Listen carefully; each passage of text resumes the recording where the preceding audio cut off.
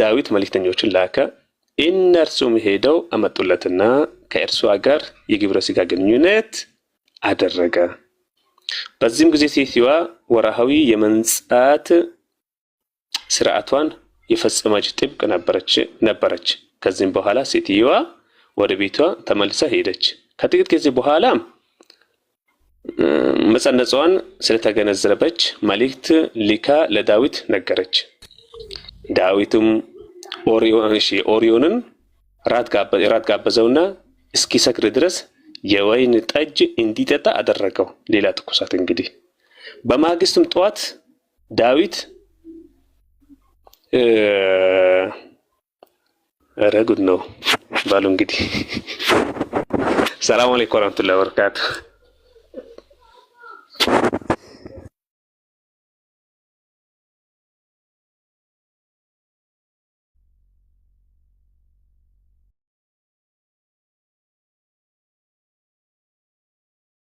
ኡስታዛችን ሰላም አለይኩም ወራህመቱላሂ ወበረካቱ። ኡስታዝ ጀማል እንዴት ነህ? ወአለይኩም ሰላም ወራህመቱላሂ ወበረካቱ። ኡስታዝ ለምንድን ነው የምታቋርጠው? ቀጥል እንጂ። እኔ እኮ ባቢሎንን ሰላም ለማለት ብቻ ነው የገባሁት። ሰላም ብያለሁ ሁላችሁንም። እንዴት ናችሁ? ሰላም አለይኩም ወራህመቱላሂ ወበረካቱ። የሙስሊሙ ነው ሙስሊማት፣ እንዲሁም ይህንን መርሃ ግብር የምትከታተሉ ክርስቲያን ታዳሚዎች፣ እንዲሁም ኤቲስቶች፣ አግኖስቲስቶች ካላችሁ ሁላችሁንም ሰላም ብያለሁ። ሊዱ ከባድ ሚዛን የለችም ሊዱ መሰለኝ። ሰላም ብያለሁ ሁላችሁንም፣ ገስት ላይ ያላችሁትንም ታች ያላችሁትንም ማለት ነው። ባቢ ኡስታዝ ሰላም ብያለሁ። እንዴት ነህ? እንዴት ነው? ደህና ነው። ሰላም ነኝ። የዋሽታውን ክብ ነው አንተ ነህ የጠፋው ነው ያለው። የሚገርም ነገር። እንዴት ነህ? ኧረ የለም አሉኝ እኮ የለም ምናምን ነገር ብለው በቃ የለም ስራ ቢዚ ሆኖ ነው እጠፋለሁ ብሎ ነበር ምናምን ነገር ይሉኛል። በሰላም ችግር የለውም እያልኩኝ ነበር። አዎ በሰላም ነው። አንድ ወር ምናምን ጠፍቼ የነበረው በስራ ምክንያት። ተመልሰን ደግሞ የአንድ ወር እረፍት ስላለን ብለን እንትን እያደረግን ነው። እንዴት ነህ? ማሻአላህ። አይ ሰላም ነኝ ያለው። ሁሉ ሰላም ነው አንተ ጋር? እኔ ጋር ሁሉ መልካም ነው። ጠፍተሃል? አዎ ጠፍቻለሁ። እኔም ስራ በጣም ቢዚ አድርጎኛል ማለት ነው። አሁንም አጋጣሚ ኡስታዝ ጀማልን ምንድነው ኖቲፊኬሽን ሰጠኝና ዝም ብዬ ስመጣ ባቢሎን አየሁት። ባቢሎን ቤት ነው ያለው አለኝ። አይ ባቢሎን ቤት ከሆነማ ባቢሎን ሰላም ልበለው በጣም ረጅም ጊዜ ሆኖኛል ምናምን ብዬ ከዛ አንፃር ነው እንትን ያልኩት ማለት ነው። አዲስ አካውንት ነው እንዴ? ይሄ አይደለም፣ ሁለተኛ አካውንቴ ነው። እኔ አላውቀውም ራሱ ኖርማሊ። አታውቀውም? ያኛው ነው የምታውቀው መሰለኝ። ያኛው ነው የማውቀው። እንደዛ። እንዴት ናችሁ? ሰላም ናችሁ? ሁሉ መልካም ነው። እንግዲህ ናፍቀህን ነበረ። እንኳን መጣ። ምን እናፈቃለሁ? ራሱ ሰው ላራስተኛል አያስታውሰኝም እኮ። ኧረ አንተ የምትረሳ ሰው አይደለም እባክህ። ሰው ራሱ ሰላም ነው አይደል? ባቢሎን እኔ ሰላም ነኝ። ሁሉ መልካም ነው። ማሻአላህ አሪፍ ነው። ደስ ይላል ራሱ ማለት ነው። ኢንሻአላህ በቃ እንትን ልበል ሉጣ ብዙ እንትን አይደለም አልቆይም ማለት ነው። ቀጥል ኡስታዝ ጀማል። ጥያቄ ነበራትና አንድ ደቂቃ ወይ ሰላም ልበላት። ሰላም ጥያቄ እንኳን ማስተናገዱ ትንሽ እንትን ይላል። ሃኒ ሰላም ብያለሁ። ሰላም ኡስታዝ እንዴት ነህ? ሰላም ነሽ? እንዴት ነሽ? ሁሉ ሰላም ነው? ሁሉ ሰላም። እንዴት ነህ? ጠፋክ? ኧረ አለሁ። ሁሉ ሰላም ነው አንቺ ጋር?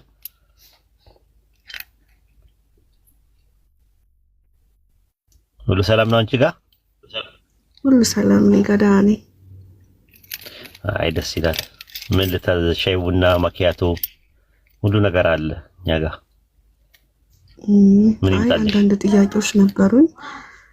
ሲመችክ ጊዜ ሲኖርክ ጠይቃለሁ። እስቲ ጠይቂኝ ባጭሩ። እስቲ የምችለው ከሆነ እንዳታፋጥጭኝ ህዝብ በፊት አደራሽን ቀለል አድርጊልኝ። ብዙ ጊዜ የቁርአን አቀማመጥ ጥያቄ ይሆንብኛል። ማለት አሁን መጽሐፍ ቅዱስ ላይ ስትመጣ እያንዳንዱን ኦሪት ዘፍጥረት ብሎ ከዛ ይስሐቅ፣ ያዕቆብ እያንዳንዱን የሙሴንም የኖህንም እንትን በየመደዳው አለ። ስለ ኢየሱስ ማወቅ ከፈለግ ወንጌላቶች ምናምን አሉና እስልምና ላይ ቁርአንን ሳይ ደግሞ እንደዛ አይነት ነገር የለውም፣ ቅደም ተከተልም የለውም። እያንዳንዱ ነገር ተዘበራርቆ ነው የተቀመጠው። እና ያ ነገር እንዴት ነው? ጥሩ ጥያቄ ነው። ማለት ጥያቄው አግባብነት ያለው ጥያቄ ነው። ባይብል ላይ ስትመለከቱ ክሮኖሎጂካል ኦርደሮች አሉት ሲጻፉ መጽሐፎቹ በተጻፉበት ሳይሆን ሰዎች ናቸው ኦርደሩን በዚህ መልኩ መቀመጥ አለበት ብለው ያሰቡት። ለምሳሌ መጽሐፈ ኢዮብ የሚባል መጽሐፍ አለ አይደል? ታስታውሻለሽ? መጽሐፈ ኢዮብ ሀኒዬ? አዎ። ከኢዮብና ከሙሴ ማን ነው የሚቀድመው? ኢዮብ ይቀድማል። ግን የኢዮብ መጽሐፍ ለምን አልቀደመም?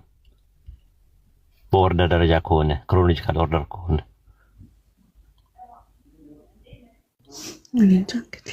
አይሽ ተመልካች ያደረጉት የኢዮብ መጽሐፍ ሳይሆን የሙሴ መጽሐፍ ነው። ስለዚህ ክሮኖሎጂካል ኦርደርም አልጠበቀም፣ አንደኛ ነገር ማለት ነው። ሁለተኛ ነገር ደግሞ ሰዎቹ ሲጽፉት ያን ነገር ኦርደር ያደረጉት ሰዎች ከዛ አንጻር ነው። ራሱ የጀሚያ ጉባኤ በሚባል ነው በዘጠና ብሉይ ኪዳን ኦርደር የተደረገው ማለት ነው። ሰዎች ናቸው ያደረጉት እንደዚህ ቅድመ ተከተሉ ማለት ነው። ከዛ ክርስቲያኖቹ በኋላ ላይ የዛን ተከትለው ነው የሄዱት እንጂ ቅድመ ተከተል የሚባል ነገር የለውም። ኮዴክስ ሳይናቲከስ እና ኮዴክስ ቫቲካነስ የሚባለው ቅድመ ተከተሉ ከሉቃስ ወንጌል የሚጀምር አለ። ማቴዎስ ሳይሆን የሉቃስ ወንጌልን የመጀመሪያ አድርገው የሚከተሉ አሉ።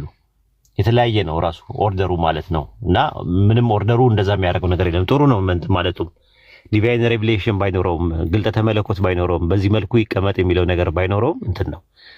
ቁርአን ታዲያ እንዴት ነው ሲባል ቁርአን ኦርደር የተደረገው ነገር ረሱል ሰለላሁ ዐለይሂ ወሰለም ናቸው ያስደረጉት። እሳቸው ደግሞ ነብይ ናቸው። ይህንን ሱራ በዚህ ሱራ ላይ አድርገው ብለው ለሰሃባዎቹ ይነግሯቸው ነበረ። ሰሃባዎቹን የቅድመ ተከተል ያውቋቸዋል፣ በቃልም ተሸምዷል ማለት ነው። አሁን ጥያቄ የሚነሳው ቁርአንን ስታነቢ አንድ ሱራ ላይ ስለ ኢብራሂም ታሪክ ይናገርና ከዛ በኋላ ያቋርጠዋል። ቁርአን ፊክሽን አይደለም፣ ክሮኖሎጂካል ኦርደር መጠበቅ አይጠበቅበትም። ግን ምንድነው ሰስፔንስ የሚያደርገው ነገር አለ። ሰስፔንስ እንደሚያደርገው ደግሞ ሱረቱ ዙመር ምዕራፍ 39 ላይ ተነግሯል። አላህ ምን አለ? መጽሐፍን በአንተ ላይ ተደጋጋሚና ተመሳሳይ አድርገን አወረድን ይላል። ለምሳሌ ስለ ኢብራሂም ወሬ የሆነ ነገር አምላካችን አላህ ይነግረንና ሙሉ ታሪኩን አይጨርሰውም። አንጠልጥሎ ሰስፔንስ ያደርግና በሌላ ሱራ ላይ ደግሞ የተቀሩትን ነገር ያብራራል። ስለ ሙሳ አለይሂ ሰላም የሆነ ነገር ይነግረንና ታሪኩን ይነግረንና ልክ ሳትጨርሺው አንጠልጥሎ በሌላ ሱራ ደግሞ ይመጣል፣ በሌላ ጊዜ ማለት ነው። ገብቶሻል? ከእያንዳንዱ ነብይ የተወሰነ የነበረው ነገር ከህዝቦቻቸው ጋር የነበረውን ኢንተራክሽን እና ሪሌሽን መስተጋብርና ግንኙነት ምን እንደነበረ በተወሰነ መልኩ ይተርክልንና አላህ ከዛ ያንን ነገር ሰስፔንስ ያደርገውና ያንጠለጥለውና በሌላ ሱራ ላይ ደግሞ ያብራራዋል። ስለዚህ ላንቺ የሚሰማሽ ምንድነው? ተንጠልጥሎ የነበረው ነገር ሳያልቅ ሲቀር ምንድነው ላንቺ የምታስበው? አንቺ ለመርሺው ፕሪሰፖዝድ የሆነ አንደርስታንዲንግ መቅደመ ልባዊ መረዳት ስላለሽ ክሮኖሎጂካል ኦርደር አልሆነም ብለሽ ታስቢያለሽ። ፊክሽን አይደለም። ክሮኖሎጂካል ኦርደር አይጠበቅ። ይሄ ያላ ንግግር ነው። የቁርአን ውበቱና ለየት የሚያደርገው ከሌሎቹ መጽሐፍቱ ራሱ ይሄ ነው ራሱ ማለት ነው። አንድ ሱራን ራሱ የኢብራሂም ወሬ መጥቶልሃል፣ የኢብራሂም ባለ ጊዜ አስታውስ ምናምን ብሎ ራሱ የዓለማቱ ጌታ አላህ ለረሱል ሰለላሁ ዐለይሂ ወሰለም ይተርክላቸውና ግን አንጠልጥሎ ሰስፔንስ አድርጎት ልክ ሌላ ሱራ ላይ ሲመጣ ያንን የነበረው የተቀረውን ንግግራቸው ምን አድርገው እንደነበረ ሌላ ሱራ ላይ ታገኘዋለሽ። ሱረቱል አዕራፍ ምዕራፍ 7 ላይ ተናግሮ የነበረውን ሱረቱ ጣሃ ምዕራፍ 20 ላይ ታገኘዋለሽ። አንጠልጥሎ የነበረውን ኑህ አለይሂ ሰላም የተናገረውን ሱረቱ ኑህ ምዕራፍ 71 ላይ ያለውን ይነግረንና የተቀረውን ደግሞ ሱረቱ ዩኑስ ላይ ይነግረናል። እንዲህ አይነት ነገር አለ እና ከዛ አንጻር ነው እንጂ ተዘበራርቆ አይደለም ራሱ ማለት ነው። ቁርአን አወራረዱና አሰባሰቡም ደግሞ ይለያያል። የወረደው ሲወርድ የመጀመሪያ ያለው ኢቅራ የሚለው ነገር ነው። ሱረቱ አለቅ ምዕራፍ 96 ቁጥር 1 ላይ ያለው ነው። ከ1 እስከ 5 ድረስ ያለው ሲወርድ አወራረዱ ማለት ነው። አፈጻጸሙ ደግሞ ሲወርድ መጨረሻ ላይ ሱረቱ በቀራ ምዕራፍ 2 ቁጥር 281 ላይ ያለው ጥቅስ ነው። ነገር ግን አሰባሰቡ ላይ ያለው ነገር የተሰበሰበው በለሁል መህፉዝ ወይም ደግሞ በጥብቁ ሰሌዳ ላይ ወይም ደግሞ ወደ ቤቱ ኢዛ ሲወርድ በነበረበት ኦርደር ሱረቱ ፋቲሃ ላይ ጀምሮ ሱረቱ ናስ ላይ የሚያልቅ ነው ራሱ ማለት ነው። ይሄ ነው የሚለየው ማለት ነው። የቁርአንን እንትን ስትም ማለት ነው። ቁርአን 3 አይነት ስቴጆች አለ። አንደኛ በእውቀት ደረጃ ነበረ ራሱ የአላህ ሰማይና ምድር ከመፈጠሩ በፊት ፍጥረት ከመፈጠሩ በፊት ዓለም ሳይፈጠር ዘመን ሳይቆጠር በፊት ጥብቅ ሰሌዳ ላይ አጠቃላይ ዕውቀት ጽፎታል። ምን ሀፕን እንደሚያደርግ ምን እንደሚናገር ምን እንደሚያደርግ እነ ተውራት እነ ኢንጂል ምናምን ሁላ ሳይቀር ያ በእውቀት ደረጃ እዛ ላይ የተጻፈው ጽሁፍ ራሱ ቁርአን አንደኛው ስቴጁ ነው። ሁለተኛ በረመዳን ወር በመወሰኛይቱ ሌሊት በተባረከችው ሌሊት ወደ ቤቱል ኢዛ ወይም ደግሞ ወደ እልቅና ቤት ውስጥ ያወረደው በረመዳን ወር ያወረደው ነገር ቁርአን የተወረደበት በአንድ ጊዜ በጥቅል የተወረደበት ጉዳይ አለ። ሁለተኛው ማለት ነው። ሌላው ሶስተኛውና የመጨረሻው አምላካችን አላህ ለረሱል ሰለላሁ ዐለይሂ ወሰለም በመላእክቱ ጂብሪል አማካኝነት ለ23 ዓመት የተናገረው ቀስ በቀስ ያወረደ ሪቪል ያደረገበት ነገር አለ። ወሐይና እያለ ማለት ነው። እና ከዛ አንፃር ነው በዚህ መልኩ በጥያቄው መልስ ላይ ያልገባሽ ነገር ያለ ግር ያለሽ ነገር ካለ እክል ካጋጠመሽ ያው ዳጎስ ያለ መልስ ሰጥሻለሁ ማለት ነውና ያው ገሰረት እንዳትሆኚ ማለት ነው። ኢንሻአላህ ቀጥይ። በጣም ነው የማመሰግነው። እና እኔ ማለት ሲወርድላቸው ለነብዩ መሐመድ ቁርአን ለሳቸው ነው የወረደላቸው። ሲወርድላቸው እንዴት ነው ቃል ነው የወረደላቸው? እንዴት ነው ማለት እንዴት ነው የወረደላቸው? ያን ነገር ማወቅ ፈልጋለሁ። አሪቢል በሱረቱ በቀራ ምዕራፍ ለቁጥር 97 እና 98 ላይ በአላህ ፈቃድ በልብ ላይ አውርዶታልና ይላል። በልባቸው ላይ ነው ሲወርድ የነበረው። ሱረቱ ለሹዓራ ምዕራፍ 26 ቁጥር 191 ላይ እንደዛ ነው። በልብ ላይ አውርዶታልና ነው የሚለው። በልባቸው ላይ ነበር ሲመጣ የነበረው ማለት ሲመጣ የነበረው። ታዲያ እንደዛ ከሆነ መጽሐፍ ወረደ የሚባለው ምንድነው ሲባል መጽሐፍ ሲባል ኪታብ የሚለው ቃል ከተበ የሚለው ቃል ተናገረ በሚል ይመጣል። ለምሳሌ ከተብና ሲል አልን በሚል ነው የመጣው። ጻፍን የሚለው ነገር ማለት ነው። ለምሳሌ አላህ በልባችሁ ጽፏል ማለት ተናግሯል ማለት ነው። ስለዚህ መጽሐፍ የሚባለው ነገር ኪታብ የሚለው ቃል ሬቪሌሽን በሚል ይመጣል። ግልጠተ መለኮት በሚል ይመጣል። ለምሳሌ እንትን ላይ ትንቢተ ሕዝቅኤል ምዕራፍ 3 ቁጥር 1 ላይ መጽሐፍን እንካ ብላው አለኝ በላውት ከዛ ወደ ሲገባ ደግሞ ጣፈጠ ይላል። አሁን መጽሐፍ ሲባል የሆነ ወረቀት ነገር ነው የበላው ሕዝቅኤል ሲባል አይ አረ ምን ነካ ወይድ ይሄ ነገር እንዴት አይገባም? መጽሐፍ ሲባል እኮ ሬቪሌሽን ነው ይላሉ ክርስቲያኖች። ስለዚህ ወደ ረሱል ሰለላሁ ዐለይሂ ወሰለም የወረደው መጽሐፍ ምንድነው? ዲቫይን ሬቪሌሽን ነው እንጂ የሆነ ወረቀት ነገር አልወረደም። እንደዛማ ቢሆን ሱረቱ አና ምዕራፍ 6 ቁጥር 11 ላይ ምንድነው የሚለው?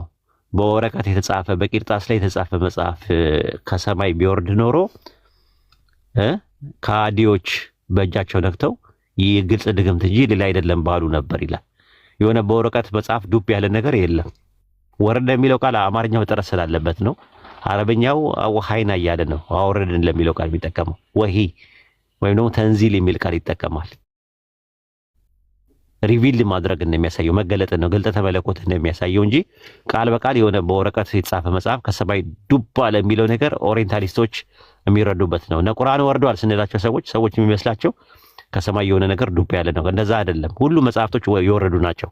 ተውራት፣ ኢንጂል፣ ዘቡር ወረዱ ብሎ ነው ቁርአን የሚያስቀምጣቸው። ሱረቱ ለማይዳ ምዕራፍ 5 ቁጥር 8 ላይ ተውራትና እናንተ የመጽሐፉ ሰዎች ሆይ ከጌታችሁ ወደ እናንተ የተወረደውን ተውራትና ኢንጂልን እስከምታቆሙ ድረስ በምንም አይደላችሁምና ይላል።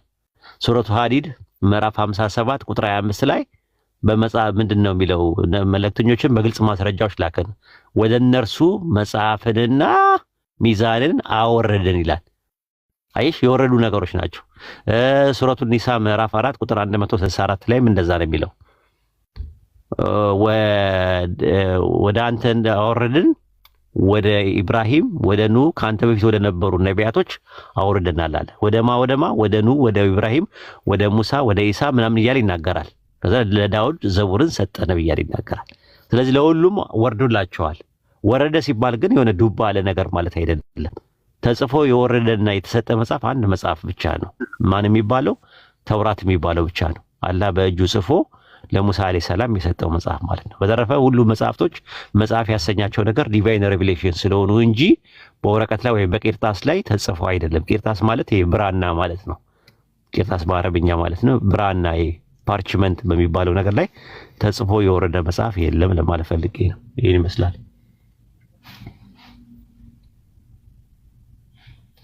ግልጽ ነው። አኒ አዎ፣ ፈጣሪ ጨምርልህ። አመሰግናለሁ። እሺ ምናልባት አንተ የከጀ ጥያቄ ነው ኡስታዝና ሱረቱል ነህል ምዕራፍ እንደ አንቀጽ 67 ማለት ነው። ومن ثمرات النخيل والأعناب تتخذون منه سكرا ورزقا حسنا የሚለው ከዘንባባዎችም ከወይኖችም ፍሬዎች ይንመግባችኋልን ከእርሱም ጠጅና መልካም ምግብንም ትሰራላችሁ በዚህም ውስጥ ለሚያስቡ ህዝቦች በእርግጥ ተአምር አለ። እቺም ብቻ እንደምነው እሱ የሚያወራው ከእርሱ ይላል ራሱ ከእርሱ ይላል ማለት እርሱ ብሎ ያለው ማንን ነው? ወይኑን ነው። ራሱ ከእርሱ ትሰራላችሁ ነው የሚለው። መልካም ምግብና ጠጅን ለሁለት ነገር ይጠቀሙበታል። ወይን የሚባለው ነገር እኔ ጁስ ጨምቄ እንትን ልቻለሁ። ወይን እኛ ቤታችን ውስጥ ወይንም በላለን እኮ ገዝተን ፍራፍሬ ስንበላ ማለት ነው። ወይኑን ግን ለሁለት ነገር ይጠቀሙበታል። አንዳንድ ሰዎች ለምግብ ይጠቀሙበታል። አንዳንድ ሰዎች ደግሞ ለምን ይጠቀሙበታል? ለአስካሪ መጠጥ ይጠቀሙበታል ነው እያለ ያለው ቁርአኑ። አጠቃቀማችን ነው ራሱ ማለት ነው። ወይን በሚቆዩበት ሰዓት ጥንት ጊዜ ፈርመንቴሽን እና ይሰራ ነበር። አሁን ላይ ደግሞ ፓስቸራይዜሽን እና ኒውትራላይዜሽን እያደረጉ እነ ቮድካ እነ ዊስኪ ምናምን ነገር የሚሰሩት ከዛ ነው። ኒውትራላይዜሽን እና ፓስቸራይዜሽን እያደረጉ ነው የሚሰሩት።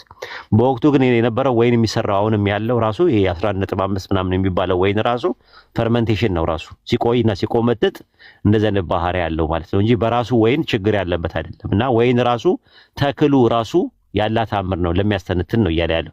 በዚህ ውስጥ ለሚያስተነትኑ ታምር አለበት የተባለው ወይኑን እንጂ ጠጁን አይደለም፣ ወይም ደግሞ ምግቡን አይደለም። ራሱ በእርሱ ይላል። እርሱ ተብሎ ሲንጉላር ነው እንትን የተባለው ማለት ነው። በእርሱ ውስጥ ምን አለ አለ? ከእርሱ ምንና ምን ይሰራሉ አሉ ሰዎች? ምግብና አስካሪ መጠጥን ይሰራሉ ብሎ አላህ ነገረን። ለአሉታዊ ነገር የሚጠቀሙበታል፣ ለአዎንታዊ ነገር ይጠቀሙበታል።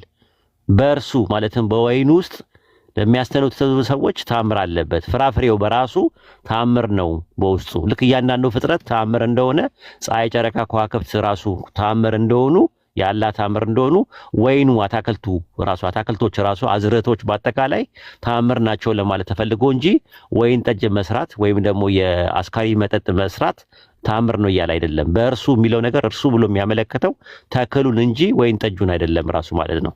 አስካሪ መጠጡን አይደለም ራሱ። ሰክር የሚለው ቃል የሚያመለክተው ኢንቶክሲኬሽን ነው። ኢንቶክሲኬሽን የሚጠቀምበታል፣ ለምግብ የሚጠቀምበታል ነው እያለ ያለ ሱረቱ ነህል ምዕራፍ 16 ላይ ግልጽ ነው ጀማል?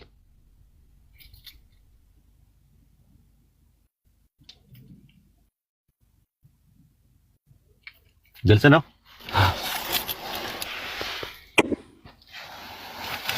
ኦኬ ለእኔ ግልጽ ነው። ጀዛከላ። እዚህ ጋር እኮ ምናልባት አሁን አንዳንድ ሌሎች ወገኖች ምን ያደርጉታል መሰለህ ኡስታዛችን፣ ቀጥታ ማነው ማስከር እንደሚቻል አስካሪ መጠጥ በቁርአን እንደሚፈቀድ ብሎ እንደ ማስረጃ የሚያመጡት ይህንን ነው ማለት ነው። ጥቅም ሁላ አለው ራሱ ለሕክምና እንደሚውል ልኮ አሁን ለምሳሌ ቁማርና እንትን ጥቅም አለባቸው፣ ግን ከጥቅሙ ይልቅ ጉዳቱ ያመዝናል ይላል። ስለ ቁማርና ስለ አስካሪ መጠጥ ሲናገር አእምሮን ከሚቆጣጠር ይላል ራሱ ማለት ነው። እንትን ኸመር የሚለው ቃል ኸመረ ነው አይደል? ሸፈነ ነው። ሴቶች የሚሸፈኑት የሚሰተሩት ሂጃባቸው ራሱ ምን ይባላል በቁርአን? ኺማር ነው የሚባለው፣ መሸፈን። አእምሮ የሚሸፍን ማንኛውም ነገር ኸመር ይባላል። ኸመር የሚለው ቃል ምንድነው? መረቀንም በሚል ይመጣል። ለምሳሌ የሚያመረቀን ነገር በአጠቃላይ ምንድነው? ኮካይን፣ ማሪዋና፣ እንደገና ደግሞ የኒኮቲን የመሳሰሉ ነገሮች፣ እንደገና ደግሞ ጫት፣ ሲጋራ፣ እንደገና ደግሞ ይሄ ምንድነው የሚባለው? ሺሻ የሚባለው ባተም ይባላል በእኛ። ሺሻ ምናምን የሚባሉ ነገሮች አእምሮን እንትን የሚሉ ነገሮች፣ የሚያመረቀን ነገር በአጠቃላይ ኸመር ውስጥ ነው። ኸመረ ነው ራሱ ሸፈነ ከሚለው ቃል ነው የመጣው ራሱ ማለት ነው። አእምሮን ከሚሸፍን አእምሮን ከሚቃወምና ከቁማር ይጠይቀዋል። በሁለቱ ውስጥም ጥቅምና ታላቅ ኃጢአት አለበት፣ ግን ከኃጢአቱ ይበዛል አለ። ስለዚህ አሁን ለምሳሌ ድራግ የሚባለው ለሕክምና አገልግሎት ሊውል ይችላል። አላህ የፈጠረው ፍጡር መቼም ያለ ምክንያት አልተፈጠረም። እንደገና ደግሞ ይሄ አልኮል ኢንቶክሲኬሽን የሚባለው ደግሞ ለውስጥ ላለው ነገሮች አልኮል ኮንቴንት የሚባል በተፈጥሯችን ውስጥ የተቀመጠ ነገር አለ። እሱ ከቀነሰ በሕክምና ተቀምሞ ሳያሰክር መውሰድ ይቻላል። ሐኪም ይሰጥና ማለት ነው። በሐኪም አሁን ለምሳሌ 1-2 ጠጣ ያስተካክላል አይባልም፣ አይፈቀድም። በእነዚህ አይነት ነገር አሁን አንድ ሐኪም አልኮል መጠን ያንተ አንሷልና ሂድና 1-2 ላይ ጨምር አድርግበት ቢልህ እንትን አትልም። እንደዛም ብለው አያዙም ሐኪም ቤት። ነገር ግን ለሕክምና አገልግሎት ይውላል፣ ጥቅም አለው ራሱ እንትኑ ማለት ነው። ይሄ ድራግና እንትን ማለት ነውና ለሕክምና ራሱ ይውላል። ራሱ ማደንዘዣ ራሱ በዛ የሚደረገው ሰው ሙሉ ለሙሉ የሚደነዝዘውም ወይም ደግሞ በማደንዘዣ ምናምን የሚሰሩት ዛሬ ላይ እንዳትሰቃይ የሚያደርግህ በሱ ነው አይደለ? የናርኮቲን ነው የሚሰጠው በአሁኑ ሰዓት። ስለዚህ ጥቅም አለው አለ። ግን ከጥቅሙ ይልቅ አለ ምን ያለ ቁርአን ከጥቅሙ ይልቅ ኃጢአቱ ይበዛል እና እንትን ማለት ከሱ ራቁ ነው። ከዛ በኋላ ደግሞ ልክ ሱረቱ ማይዳ ምዕራፍ 5 ቁጥር 91 ላይ ደግሞ ከሸይጣን ስራ ነው ይልሃል። ከሸይጣን ነው ብሎ ነው የሚያስቀምጠው። ዛት ሚንስ እንትኑ ዲስአድቫንቴጅ አለው ማለት ነው። መጠጥ አንድ ሰው ሲጠጣ መጀመሪያ መጠጥ ራሱ ሰውየው ያዝና ከዛ መጠጡ ደግሞ መጠጥ ያዛል። ከዛ በኋላ ነው መጠጡ ከዛ በሶስተኛ ደረጃ ሰውየውን የሚያዘው ማለት ነው። አይምሮን ኮንትሮል ያደርጋል ማለት ነው። ሰውን የሚጎዳ ነገር በአጠቃላይ የተከለከለበት ምክንያት ያ ነው። ነገር ግን ረሃብ ላይ ጥማት ላይ ሞት አፋፍ ላይ ቢሆን አንድ ሰው ምንም አማራጭ በሌለበት የውሃ ጥም ነገር ቢኖረው መጠጣት ራሱ ሐላል የሚሆንበት አግባብ አለ። ልክ ያሳማ ስጋ አንድ ሰው ረሃብ ላይ ቢሆን ምንም የምግብ አማራጭ ባይኖረው ህይወቱን ማትረፍ ከሚችልበት አጋጣሚ ከሆነ የተገደደ ሰው ካለ በሱ ላይ ኃጢአት የለበትም ብሎ ነው ቁርአን የሚያስቀምጠው።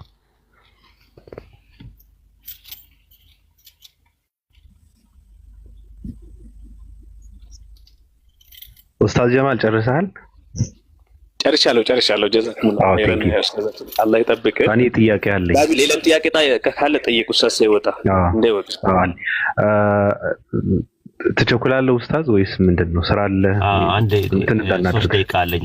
መንገድ ላይ አቁሜ ነው ወደ ስራ ሳይሆን ወደ ልጆች አድርሼ ወደ ቤት ልሄድ ነው። በቃ እንደዛ ከሆነ በቃ ሌላ ሰዓት ችግር 5 ደቂቃ አለችኝ። 5 ደቂቃማ በቂ ነው። ቅድም እሺ በቃ ልጠቀምበት። ቅድም ሌሎችም እንደው እየነዳም ቢሆን ይመልስልን። በነገራችን ላይ ልጆችም ጥያቄ ካላችሁ እንትን አድርጉ። ቅድም ኦሪት ተጽፎ ነው የወረደው ስትል ሰማው ልበል? አይ የተወረደው ሳይሆን ሲሰጠው አላህ ጽፎ ነው የሰጠው ነው። ቶራ ጽፎ ነው የሰጠው። 5 መጽሐፍት 5 መጽሐፍ ሳይሆን 1 መጽሐፍ ነው የሰጠው። 5 መጽሐፍቶችን በባቢሎን ምርኮ ጊዜ የነበሩ ሰዎች ናቸው የጻፉት። ፔንታተች የሚባለው ፔንታተች ብቻ አይደለም የሚባለው እኮ ጭቅጭቅ አለው አይደል? ፔንታተች ኤክሳተች ምናምን የሚባሉ አሉ፣ ባለ 5 የሚባሉ አሉ፣ ባለ 6 ባለ ኦሪት ዘፍጥረት ኦሪት ዘጸአት ምናምን እንደሚባለው ላይ ኦሪት ዘኢየሱስ የሚባል አለ። መጽሐፈ ኢያሱም ኦሪት ዘኢየሱስ ነው የሚባለው። ገብቷል? ኦሪት ዘኢየሱስ ነው የሚባለው። በግዕዙ ብትመለከተው ኦሪት ዘኢየሱስ ነው የሚለው። ባለ 6 የሚቀበሉ አሉ። ኦሪት ዘሩት የሚባል አለ ተጨማሪ። ገብቷል? ኦሪት ዘመሳፍንት የሚባል አለ። ባለ 8 ሁላ አለ። ባለ 8 አለ፣ ባለ 7 አለ፣ ባለ 6 አለ፣ ባለ 5 አለ። እንድታውቀው ነው ራሱ ማለት ነው። እና እነዚህ 5ቱን ሰዎች ናቸው የጻፏቸው። ኦሪት ዘፍጥረትን ኦሪት ዘጸአት ምናምን የሚባሉ ነገሮች 5ቱ መጽሐፍቶች ፔንታተች የሚባሉ። ፔንታ ማለት 5 ማለት ነው በግሪክ። ታች ማለት ስክሮል ማለት ነው። 5ቱን መጽሐፍቶችን የጻፏቸው በባቢሎን ምርኮ ጊዜ የነበሩ ሰዎች ናቸው። ሙሴ አይደለም የጻፋቸው። ቀጥል። እሺ አይ በቃ ግልጽ ነው። ሌላ ሰው ጥያቄ ካለው እንትን ይበል። ኡስታዝ እዚህ ዑመር የሚለው ከአፋር ነው እያለ ነው። ጥያቄ ያለኝ እያለ ነው። ይታይ ችግር የለውም። አሰላሙ አለይኩም ኡስታዝ። ወአለይኩም አሰላም ወራህመቱላሂ ወበረካቱሁ። እንዴት ናችሁ? አልሐምዱሊላህ ሰላም ነህ አንተ? አልሐምዱሊላህ ሰላም ነው። አልሐምዱሊላህ አንተ እንዴት ነህ ኡስታዝ? ሰላም ነኝ ያለው አልሐምዱሊላህ። አንድ ጥያቄ ነበረኝና ማለት ነው ፈትዋ እንድትሰጥልኝ ነበረ። አሁን የክርስቲያን ስጋ መብላት ይቻላል ወይስ አይቻልም? ጥያቄ ነበረ። የፈትዋ ክፍል አይደለም ምን ያለው ያው የአህካም ጉዳዮች ላይ አይደለም የምንሰራው የአቂዳ ወይም ደግሞ የሙቃረና ላይ ነው የምንሰራው። ኮምፓራቲቭ ሪሊጅን ላይ ነው የምንሰራው። ስለዚህ የፈትዋ የሚያስፈልጉ አካላት ሙፍቲዎቹ ስለሆኑ ወደ ሙፍቲዎቹ ሄደሽ አካባቢ ላይ ያሉ መስጊድ አሊሞች ካሉ እነሱን ጠይቅና ይመለስልሃል። እሺ አይ ከቻልክ ነው ማለት ከቻልክበት ብዬ ነው። ስለ የክርስቲያን ስጋ የሚባለው ወይስ ባለሙያ አይደለም የዛ የፈትዋ ያው ሁሉ ነገር ሸማ የሚለበሰው በየፈርጁ ነው እና ማላውቀውን ነገር ውስጥ ገብቼ ያለሙያዬ መግባት ስለማልፈልግ ዲናችንም ስለማይፈቅድ ሰፊም ስለሆነ ሁሉ ነገር አለው ራሱ የራሱ አለ። ነህዋ አለ፣ በላጋ አለ፣ ሉጋ አለ፣ ሶርፍ አለ፣ ተጅዊድ አለ፣ ሁሉ ነገር አለ። ሙቃረና አለ። እኔ ያለሁት ሙቃረና ላይ ስለሆንኩ ሙቃረና አካባቢ ላይ ካለው ጥያቄ ቁርአን ላይ የሚነሱ ሹባቶች ካሉ ወይም ኮምፓራቲቭ ሪሊጅን ላይ የሚነጻጸሩ ነገሮች ካሉ ከዛ አንፃር መነጋገር ይቻላል። በተረፈ ፈትዋ እናስተናግድም። እናመሰግናለን።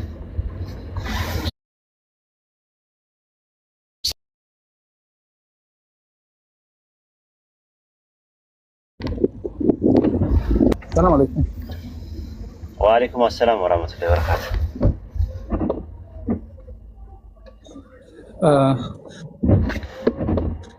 እንትን ዮሐንስ 3:16 ላይ አንድያ ልጁን ሲሰጥ ዓለሙን ሁሉ ወደዋልና ይላልና እና ማቴዎስ 10 ደግሞ ለእስራኤል ቤት ወደ ሐዋርያትን ሲልካቸው ለእስራኤል ልጆች ነበር። ይሄን እንዴት ነው ልናስማማ የምንችል? እስራኤል የዓለም ክፍል አይደለም እንዴ?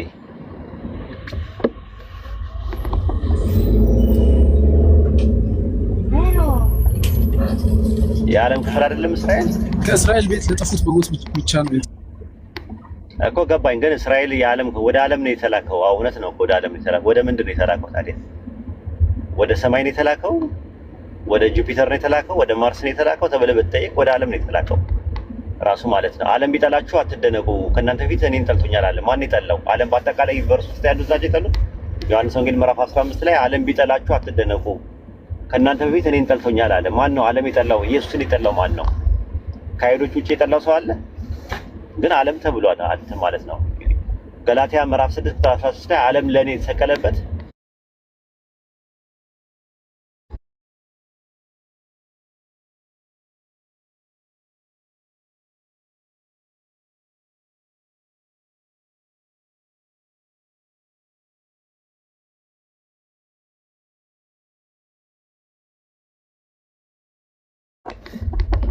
አይደለም ራሱ ማቴዎስ ወንጌል ምዕራፍ 22 ላይ ስትመለከተው ሕግና ነቢያት ባልንጀራህን እንደ ራስህ ውደድና ጌታ አምላክህን ውደድ በሚል በሁለቱ ተሰቅለዋል ይላል። ስለዚህ ዓለም ለኔ የተሰቀለበት እያለ የሚያወራው የአይሁዳውያን ሲስተሙን ራሱ ማለት ነው። በዓለማዊ ትምህርት አትያዝ አትቅመስ ቢሉታል አለ ቆላስይስ 2:24 ላይ። ስለዚህ ዓለም የሚለው ኮንቴክስት የትኛውን ነው የሚያወራው? ስለ ዩኒቨርስ ነው ራሱ። ዓለምን እንዲወደዋልና ይላል። ማንን ነው የወደደው? ዩኒቨርሱን ነው የወደደው? ጋላክሲውን፣ ፀሐይ፣ ጨረቃ፣ ከዋክብትን ነው የወደደው? ዓለም ሲል አይደለም ራሱ ማለት ነው። ስለዚህ አሁን ምንድነው ኢየሱስ የተላከው ለእስራኤል ቤቶች ነው። እውነት ነው ራሱ። ለዓለም መሆን ይችላል ወይ ኢየሱስ ትምህርት ሲባል ለዓለም ያደረገው ጳውሎስ ነው። ሐዋርያቱ 12 ሐዋርያት የተመለመሉት 12 ሰዎች ናቸው ለ12ቱ ቤተ እስራኤል። የያዕቆብ ምዕራፍ 1 ቁጥር 1 ላይም እንደዛ ነው። ለተበተኑ ለእስራኤል ቤቶች ነው የሚለው። በዓለም ላይ ለተበተኑ ነው ራሱ። ለነሱ ነው የተላከው መልእክቱ። የሚጠብቁት የነበረውም ቃልም የተገባላቸው ለነሱ ነው። መሲሁ ይመጣል ተብሎ የሚጠብቁት ማለት ነው። ሐዋርያት ሥራ ምዕራፍ 2 ቁጥር 22 ላይ ምንድነው የሚለው ራሱ? የናዝሬቱ ኢየሱስ በድንቅና በታምራት እናንተ የእስራኤል ሰዎች ሆይ የናዝሬቱ ኢየሱስ በድንቅና በታምራት ከአምላክ ዘንድ ለእናንተ የተገለጠ ሰው ነበር ነው የሚለው። ለእናንተ ሐዋርያት ሥራ ምዕራፍ 13 ቁጥር 23 ላይ ከዚህ ሰው ዘር ማለትም ከዳዊት አምላክ እንደ ተስፋ ቃሉ ለእስራኤል መድኃኒት ኢየሱስን አመጣ ነው የሚለው። ለእስራኤል ነው። ሐዋርያት ሥራ ምዕራፍ 5 ቁጥር 31 ላይ እንደዛ ነው። ለእስራኤል የኃጢአት ስርየት ይሰጥ ዘንድና ራስና መድኃኒት አድርጎ ከፍ ከፍ አደረገው ነው የሚለው። ማቴዎስ ወንጌል ምዕራፍ 15 ቁጥር 24 ላይ ደግሞ ለጠፉት ለእስራኤል ቤቶች በስተቀር ሌላ አልተላኩምና ሲላት ምን አለች? ከዛ በኋላ አባክስ ብላ ስትለምነው የልጆችን እንጀራ ለቡችሎች መስጠት አይገባም። አይ ቡችሎችም እኮ ልጆች የተረፈውን ትርፍራፊ ይበላሉ ስትላቸው አንቺ ሴት እምነትሽ ታላቅ ነው አለ። ስለዚህ አሁን ምንድነው የመጣው? ትምህርቱ ለልጆች ነው የመጣው ኢየሱስ የመጣው። ነገር ግን ቡችሎቹ ደግሞ ያስፈልጋቸዋል። ፍርፋሪው ነው የደረሳቸው። ኢትዮጵያ ውስጥ ያሉት ሌላ ሀገር ያሉት ምናምን ነገር ምንድነው እየደረሳቸው ያለው? ፍርፋሪው ነው እየደረሳ ያላቸው። ቡችሎች ናቸው እነሱ፣ ልጆች አይደሉም። ለልጆቹ ግን የመጣው ምግቡ ነው። ዋናው ምግብ ኢየሱስ የመጣው ትምህርቱ አስተምሮቱ ለልጆች ነው የመጣው።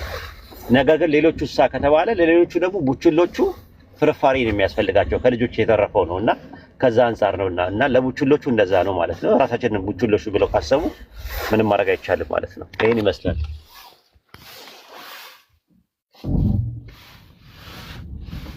ቡሌ ታውቃለህ? ቡሌ ታውቃለህ? ቡሌ ፖሊዮ ቡሌ ታውቃለህ ወይ? ምንድነው ቡሌ? ምንድነው ቡሌ?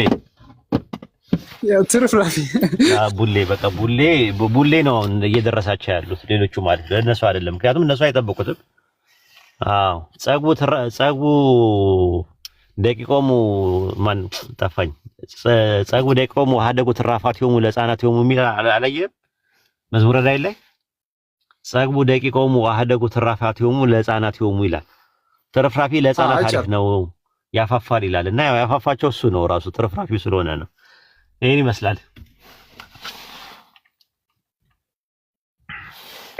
ደርሳል ኡስታዝ ሉጣ አይደለ? ደርሻለሁ። ሉጣ ባቢሎን ያው ከደረስክማ ሌላ ሰውም ይጠይቅ። እንደዛ ከሆነ እኛ እንትን ብለን ነበር እየነዳህ ማውራት የለብንም ብለን ነበር። ሳይሆን በቃ ደርሻለሁ፣ ወደ ቤት ልገባ ነው። ያው ደግሞ ቲክቶክ አለ። ሌላ ሰምታል? ሌላ ቲክቶክ አለ እንዴ? ቲክቶክ ሌላ ቲክቶክ አለኝ። በጣም ቢዚ የሚያደርገኝ ቲክቶክ አለ። እዛ ቲክቶክ ይጠብቀኛል። ጥሩ ነው። ሰምተሃል ስለ ቲክቶክ? ሰምቻለሁ። አለችኝ። ሰምቻለሁ። አዲሱ ስለዚህ እንትን አለ። ከዛ በኋላ ወደ ስራ ሄዳለሁ። ቲክቶክ አሁን ትጠብቀኛለች። መልካም ጊዜ። ምርጥ ያራዳ ልጅ ገብተዋል ማለት ነው። ይመቻ። ገብቶኛል። ሰላም አለይኩም። ቴንክ ዩ። ወአለይኩም ሰላም ወራህመቱላሂ ወበረካቱ።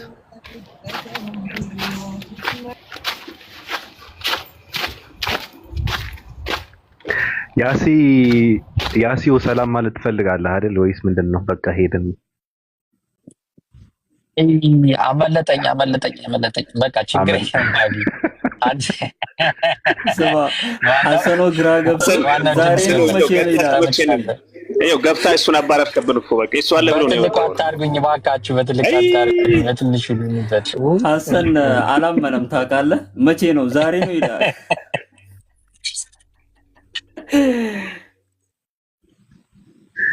አዎ ይመችህ።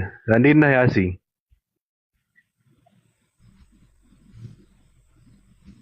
ነው ባቢ አለው። መኪና እያሽከረከርኩ ስለሆነ ትንሽ ቆይቼ አቆማለሁ፣ እናወራለን።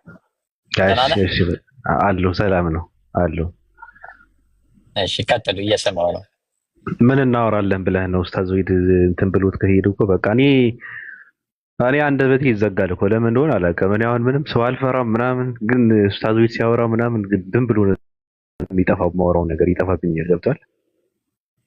ከሌለ ፈላስፋ ነኝ ብቻዬ እና እሱ ሲያወራ ምናምን ስሰማ አንደበቴ ይዘጋል። ማውራት አልችልም ሁላ የምጠይቀው ሁላ ይጠፋብኛል። ነፍ ጥያቄዎች አሉ። አሁን ለምሳሌ የሚወጥ ሲያወራ ከሰማሁት በቃ የምጠይቀው ጥያቄ ሁላ ሙሉ አይደለም አድርጌ የምጠይቀው ቆራርጬ ነው ማበላሸው። ጉድ ነው ስሜት አንተ ጋር ብቻ አይደለም። እኛም ያው እሱ ሲመጣ እጅና እግራችን አጣጥፈን ነው ቁጭ የምንለው። እሱ በሌለበት ነው እኮ ዝም ብለን እኛ ያዙኝ ልቀቁኝ የምንለው ታውቃለህ። በጣም እሱ ከሌለ ያው እንግዲህ እጃችንም እግራችንም አያርፍም፣ ምላሳችንም አያርፍም። እሱ ካለ ግን ያው ቦታውን እናመቻቻለን። አንተ ከባድ ነገር ነው ግን እንትን አድርጎብን ሄደው ቡሌ ሃኒ አለሽ? ሃኒ አለ የቡሌው ነገር ሰምተሻል?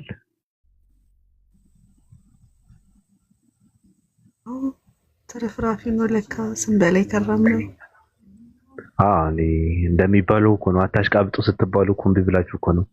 ተው፣ አይመለከታችሁም። ይሄ የእስራኤል ታሪክ ነው፣ ስለ እስራኤላውያን ነው፣ የእነሱ ጉድ ነው፣ ከእነሱ ጓዳ ነው ስትባሉ እምቢ ብላችሁ በቃ ቡሌ ነው ተባላችሁ መጨረሻ ላይ።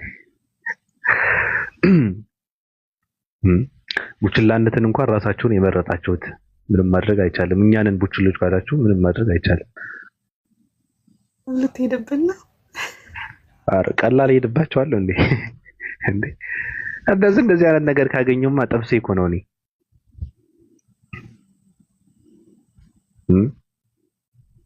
ግን ወዴት እያመራሽ ነው ሃኒ?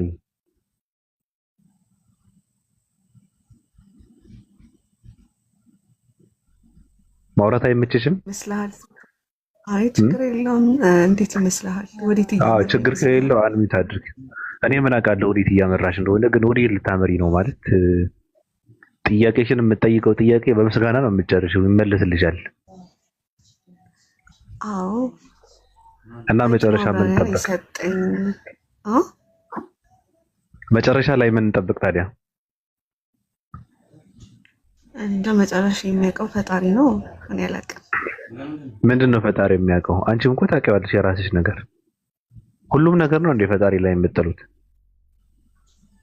አዋ ነው። አንቺ እኮ ማድረግ ያለብሽን አንቺ ራስሽንም ታውቂዋለሽ። ራስሽን አታውቂም፣ የምታደርጊውን አታውቂም። አውቃለሁ፣ ግን ያው የዋናው የእሱ ነው። እሱ ሲጨመርበት ነው ሁሉ ነገር የሚስተካከለው። ይስተካከላል አይስተካከልም የሚባለው ነገር ሌላ ነገር ሆኖ ግን መወሰን የሚባለው ነገር ግን ያንቺ ጉዳይ ነው። አይምሮ እስከሰጠሽ ድረስ አይምሮሽን እንድትጠቀሚበት ነው እንድትወሽንበት ነው አይደል እንዴ የሰጠሽ? አዎ፣ ግን በቃ ብቻ አሻዱ ላለሁ በቅርቡ ትላለህ። ታይ እንጂ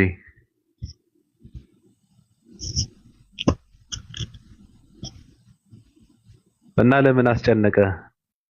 ባቢሎን ምንድነው ሙስሊም ነው ይላል። ለምን ተጨነቅ ታዲያ? ጀለብያ ግዛልኝ አላልኩም እኔ። ለምን ትጨነቃለህ? መከራችሁን ከምትበሉ ገብታችሁ አታወሩም እንዴ? ለምን ትጨነቃለህ? ለምን ትጨናነቃለህ? ልብ ካለ ገብተህ ማውራት እኮ ነው። ምን ችግር አለው?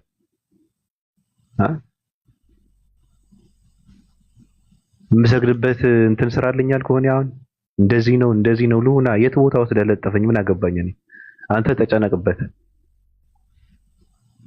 እንደማይረባ ነገር እንትናችሁን አትጨርሱ፣ አትቃጠሉ። ይሄ አይመለከታቸውም እኮ ራሱ ምን ይሰራልሃል አንተ አሁን በዚህ የምትቃጠለው? ገብተህ አውራ በቃ። ቡችላ ነኝ ያልከው አህዛቦች ገብታችሁ መጠየቅ ትችላላችሁ። ኦኬ ያሲ ከባድ መርፌ ነው በነገራችን ላይ። በቃ እነሱ ያሲን መቀጣት አለበት። ኡስታዝ ዋሂድ እኮ በቃ ያሲን መጥቷል፣ በቃ ተክቼላችኋል ብሎ እኮ ነው የወጣው። ገዱ አልተመቸንም። እሱ ነው ያባረረብን ነው። እሱ ነው ያባረረው። አሰኑ ሰላም አለይኩም ወራህመቱላህ። ወአለይኩም ሰላም ወራህመቱላሂ ወበረካቱ። አይ አሁን ያልከው ነገር የተሳሳተ ኢንፎርሜሽን ነው። አይደለም በአይናችን አይተናል። አንተ ስትገባው ነው ሰው በጭራሽ ወይ በአይናችን አይተናል። ለዚህ ለማሳየት ያስፈልጋል። ወደ ቅድሙ እንሂድ። ወደ ቡሌው እንሂድ። ወላጆቹ ቡሌ በልተው የሚያውቅ ማን ነው? ባቢሎን ወላጆቹ ቡሌ በልተው የሚያውቅ አለ? ስለ ቡሌም ተውና እንትን አባረርክብን እየተባልክ ነው። የተሳሳተ ኢንፎርሜሽን ሰውም አለ። ሐሰን ሊዱም ጥያቄ ያለኝ እያለች ነው። ለባቢም ይጠይቀኝ እኔም ጠይቋለሁ እያለች ነው። በቃ ከባቢ ጋር ይቀጥሉኝ አንስማ። ማስታወሻ ያስቀውልኝ እኔና ሊዱ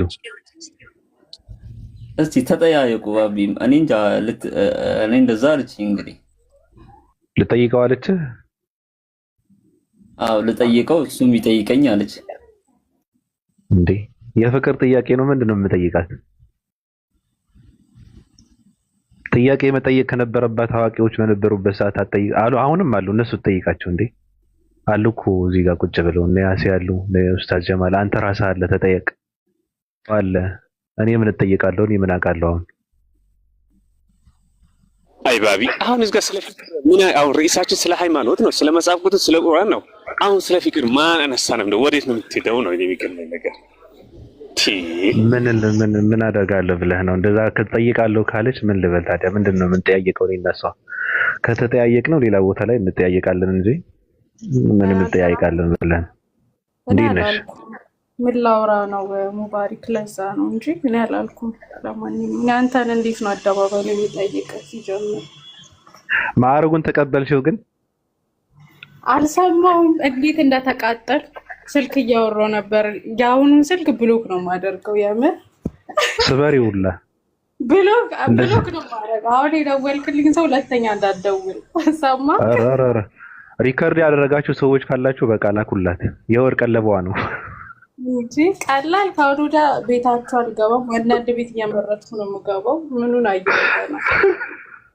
ሰላም አልላችሁም፣ እፈርምላችኋለሁ ነው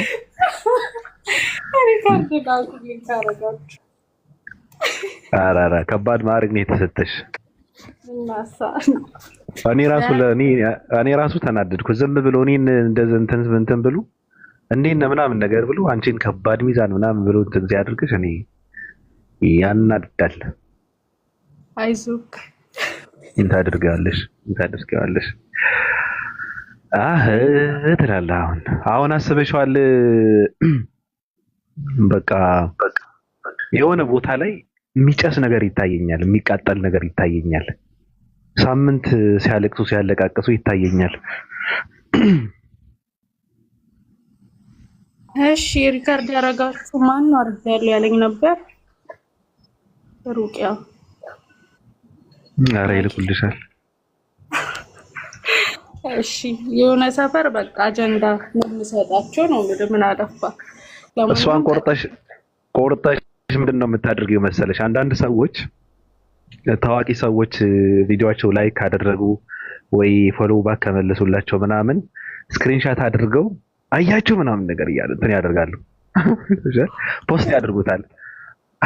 አንቺንም ከባድ ሚዛን ነች ሊዱ እንዴት ነች ከባድ ሚዛን ምናምን የሚለውን ቆርጠሽ ከዛ የምስጋና እንትንሽን እንትን ታድርጊዋለሽ።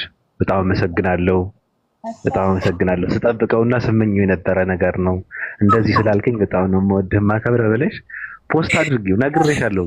ገና ስክሪፕት ጽፌ ሁላ ነው ትቀልዳለህ። እኔ ዝም ብሎ ቪዲዮማ አይሰራም። ከዛ በቃ አያችሁ ይባላል። ከዛ ወደ ሰፈር አያችሁ አይደል መንገዳቸውን የሳቱ ሰዎች ምንድነው ግብረ ሰዶምና ምናምን ሲያንቆለጳጳሳቸው አያችሁ ምናምን ተብሎ ደግሞ ሳምንት ያወራሉ። ከባድ ነው። አሚር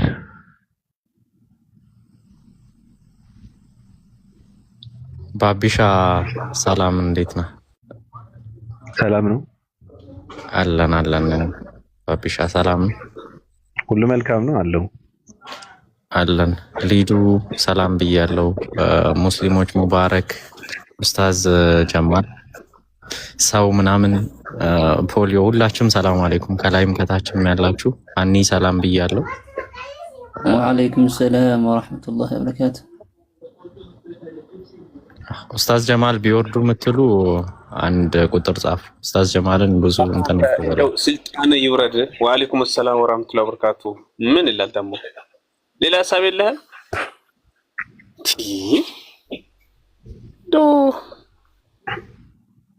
ቦታ እያጣበቡ ነው ብዬ ነው ኡስታዝ። በገዝቶ አልተኛውበትም አይደል እንዴ? ያንድ ሰው ቦታ ነው ያስኩት።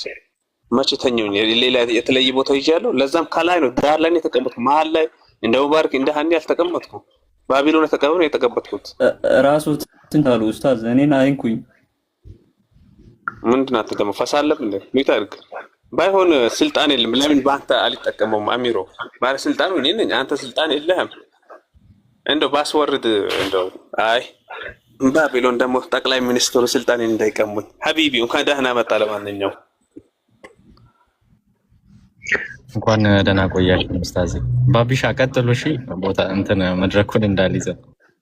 ምንም መድረክ የለም እኮ ከፍት መድረክ ነው የምታውቀው። ሰው ገብቶ እንደፈለገ የሚሆንበት መድረክ እንደሆነ አታውቀው። ሀሳብ አለ ባቢ። መጀመሪያ ግን እግረ መንገዴን ለረጅም ጊዜ ማለት አንዳንድ ክፍተቶች ማያቸው ነገሮች አሉና በተለይ በእኛ ወንድሞች መካከል እቺ መልእክት ላስተላልፍ ከተፈቀደልኝ ማለት ነው። ኦኬ። እሱ ምንድነው መሰለህ፣ አንዳንዴ በተለይ የእህት ወንድሞቼ ንጽጽር ላይ ያላችሁ እህት ወንድሞች አካሄዳችሁ የሚታሰሙ ማለት ምን ለማለት ፈልጌ ነው። አንዳንዴ ሰዎች እውቀት ሳይኖራቸው እውቅና ፈልጎ የሚሰሩ ሰዎች አሉ። ማለት ያልበሰለ ምንድነው የዓለም መብሰል ያስታወቀ ነው።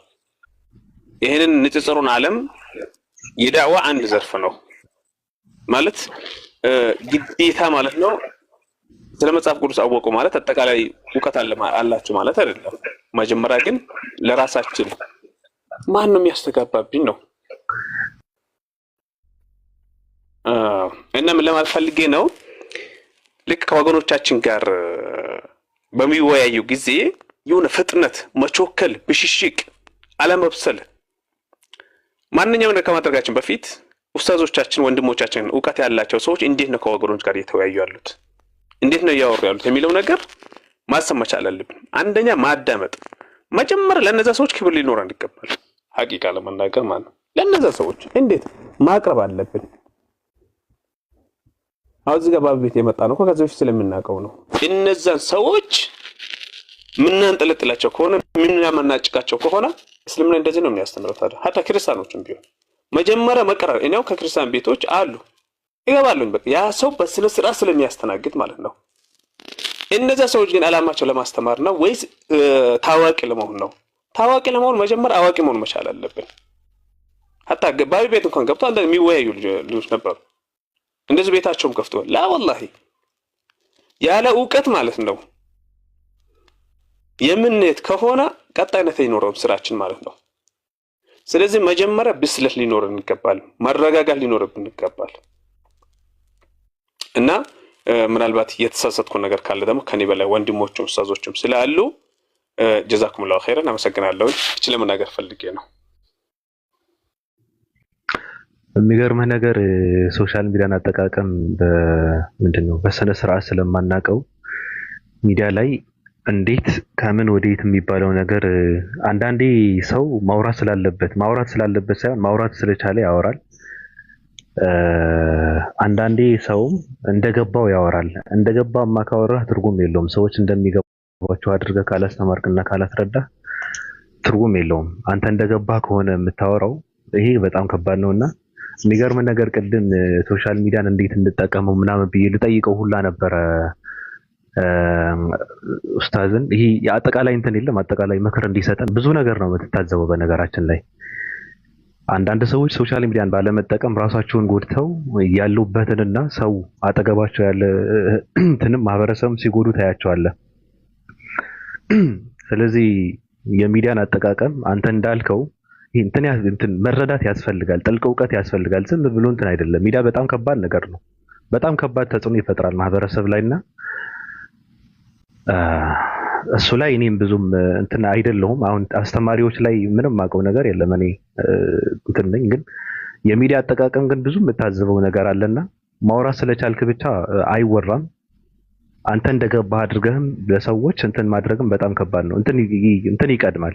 ስላወቅኩ ብቻ አፌን የምከፍት ከሆነ በጣም ከባድ ነው። ትርጉም የለውም። አወራው እንጂ ትርጉም የለውም። ሰዎች በቅድሚያ የእነሱን አይምሮን ነው መረዳት የሚቀድመው የሚያስፈልገው። ከዛ ደግሞ ያ አእምሮ የሚቀበልበትን መንገድ ተጠቅመ ሰዎችን ስታስተምር ውጤት ይኖረዋል። ስለዚህ በአጠቃላይ ነገሩን ስታየው ምንድነው ሰዎች እንደገባቸው አድርገው ነው ሲያወሩ የምታገኛቸው። አብዛኛው ጊዜ እንደዛ ነው። ያ ደግሞ ምንም ፍሬ እኮ አታፈራም እኮ። አንተ እንደገባህ አድርገህ ዝም ብለህ እንትን የምታወራ ከሆነ በጣም ከባድ ነው። መስራትህ ፍሬ እንትን ለማግኘት ካልሆነ ምንም ትርጉም የለውም። አወራው ለማለት ወይም ደግሞ አንዳንዴ ግዴታዬን ለመወጣት ብለህ አላማ እሱ መሆን የለበትም።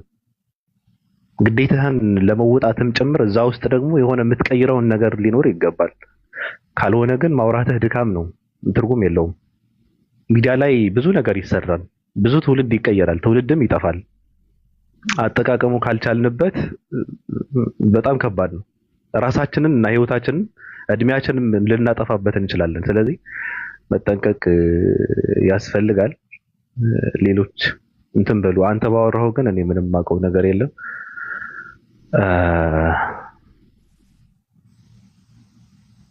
ያሲዮ አቤት ባቢ፣ ይቅርታ ወጣ ገባ እያልኩኝ ኔትወርክ ነው የሚያስቀየኝ። አውስትራሊያ ግን ምንድን ነው ከኢትዮጵያ የተገነጠለ ክፍለ ሀገር ነው እንዴ? የኔ ብቻ ነው መሰለኝ። እኔ ጋር ማዕቀብ አለ፣ ለዛ ነው። እኔ ይገርመኛል ያንተ ኔትወርክ። ዛሬ አይደለም የተጀመረው። አዎ ኮሌ እኮ ነው እንዴ? ኤርትራ ውስጥ ያለ ሰው እኮ ነው የምትመስለው። ኧረ ኤርትራ የተሻለ ኔትወርክ አላት ሲባል ሰምቻለሁ። መለስ እንዴ ወደዛ። ወዴት? ወደ ኤርትራ። ምን ሰራለህ ኤርትራ? ኢትዮጵያ ራሷ ትመለሳለች። ያሲው ፖለቲካ ውስጥ እየገባህ ነው ሳታውቀው። እሺ አዎ። እኔ ግን ኡስታዝ ቢገባ ግን ደስ ይለኛል። አጠቃላይ ምክር ቢሰጠን ደስ አይልም? ያሲው ቤት ከደረሰ ምናምን ያ ቲክታኩን እንትን አድርጎ ሁለተኛው አካውንቱ እንትን አድርጎ ምናምን በዛኛው ቲክቶክ ብሎክ ሲደረግ ይመጣል። አሁን ብሎክ አይደረግም ማለት ነው። ብሎክ እንዴት ይደረጋል? ብሎክ ከተደረገ ያው ይመጣል ኢንሻአላህ። አጠቃላይ ምክር ያስፈልገናል አይደል? እኔ እንኳን ጠፊ ነኝ በእንትኑ ትንሽ ቀን የቀረኝ፣ ከዛ ወደ ስራ እመለሳለሁ። ስራ ደግሞ እኔ በጣም ከባድ ስራ ነው የሚጀምረው አሁን። ግን በባካችሁ አለች አንዷ በሊቀ መልአኩ በቅዱስ ገብርኤል ሚካኤል 1200 ብር የቤት ክራይ ጎደለብኝ ሙልልኝ በእመቤቴ አለች። እመቤትሽ ከሰማይ ካለችበት ተፈንቅላ ወጥታ ቤት ትስራልሽ እህታችን፣ እኛም የሚሰጠን እንፈልጋለን። ቅዱስ ሚካኤል ራሱ ክንፉ ላይ ያጠልልሽ። ትቀልዳለች እንዴ?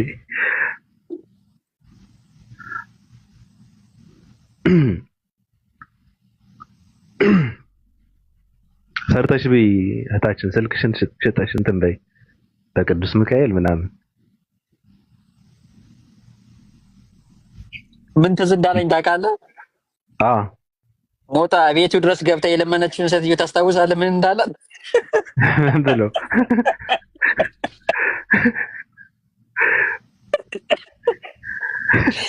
ተው ይቅር። አንዳንድ ሰው እኮ በጣም እኮ ነው የሚገርምህ። በእመቤቴ ምናምን እያለች አሁን ስትለምን እንትን አይደህም። አሁን ለምሳሌ እመቤትሽ እኮ ምንድን ነው? ኧረ ይቅርብን። ሜሮን ነይ እስኪ ሜሮን ትናንትና ኢምራንና ኢብሮ ከባድ እንትን የቀረቀሩባትና ሜሮንዬ እንዴት ነሽ? ኖ ይልመድብሽ በእውነት እኔ በጣም እወድሻለሁ፣ አከብርሻለሁ። ግን አንዳንዴ መሸነፍ ማመን መቀበል ትልቅነት ነው። ነገሩን ግልጽ ሆኖ እንደተሳሳት እየገባሽ ሙጥጥ ማለት ይሄ ደደብነት እኮ ነው። ገብቶሻል? እኛ ላለንበት እንትንም በጣም ከባድ ነው። የዘመኑ እንትን አይመጠንም። ገብቶሻል? ነገሩን እያየሽው ፍጥጥ ግጥጥ ብሎ እያየሽው ኧረ በፍጹም ትያለሽ እንዴ? ኧረ ሎኪ ትሰድበኛለህ እንዴ አንተ ራስህ? አልተሳደብኩም፣ እኔ አልተሳደብኩም። እንደው አንቺ ባይዘዌ እኛ እዚህ ዳዋ ኦር ደግሞ ወንጌል የምንሰራ ሰዎችን ለማሸነፍ ሳይሆን የምንሰራው እግዚአብሔር የሰዎችን ልብ ራሱ እንዲቀይር ነው እንጂ እንትና ዊን አረገ እንትና ሉዝ አረገ ለማለት አይደለም እንገባውና በዛ ይያዝልኝ። የኔ ዊኒንግ ኦር ሉዚንግ has nothing to do with ከምናገረው ነገር ጋር ግን አይ አንደርስታንድ። አንዳንድ ሰዎች ደግሞ በዛ ሞቲቬትድ የሆኑ ሰዎች ስላሉ ስለነሱ ማውራት አልችልም። ግን ስለ ራሴ ብቻ ስናገር ግን አንድ ሰው ዊኒንግ ሉዚንግ አደረገ እየተባለ ሃይማኖት ወርድ እምነት በዛ እንትን አይደለም አይወሰንም። ኦኬ እኔ ግን አሁን ከተመቸው ኡስታዝ ይግባና አንቺ ጋር እንዲያወራ አይደለም። በነገራችን ላይ እንደውም እኔ አልፈቅድም። ኖ አንቺ ጋር እንዲያወራ አልፈቅድም። እኔ ጤናውን መጠበቅ አለበት እኮ ገብቶሻል። እኔ አሁን ምን አለ መሰለሽ፣ አረ ሎኪ ዛሬ አሰልት እያረከኝ ነው። ባቢሎን በጣም የልብ ተሰምቶሃል። እሺ ኖ ቀድም ነበርኩ። ቀድም አንቺ ጋር ቁጭ ብዬ ነበርኩ እኮ ኢምራንና ኢብሮን ሲያወሩሽ ግድንግድ እንትን ውስጥ እየገባሽ ጉድጓድ ውስጥ እየገባሽ ከዛ ደግሞ እንደገባሽ እንትን እንደውም ሰው እያስፈልገሽ ከዛ ጉድጓድ የሚያወጣሽ ኧረ በፍጹም ያልሰመጥኩም ትያለሽ እንዴ? ምን አለ መሰለሽ፣ በአንቺ ፍላጎት፣ በአንቺ ምኞት፣ በአንቺ ቅር እንዳይልሽ እንትን ነው ይሄ ምንድነው ውሸት። ኢየሱስ ክርስቶስ አምላክ አይሆንም። መጽሐፍ ቅዱስ ውስጥ የተቀመጠውን ነገር ያ ብቻን ተከትለሽ ካልሆነ የምታወሪው በጣም ከባድ ነው። ገብቶሻል አባባሌ? እምነትሽንም ምንድነው እንትን ውስጥ ይከተዋል።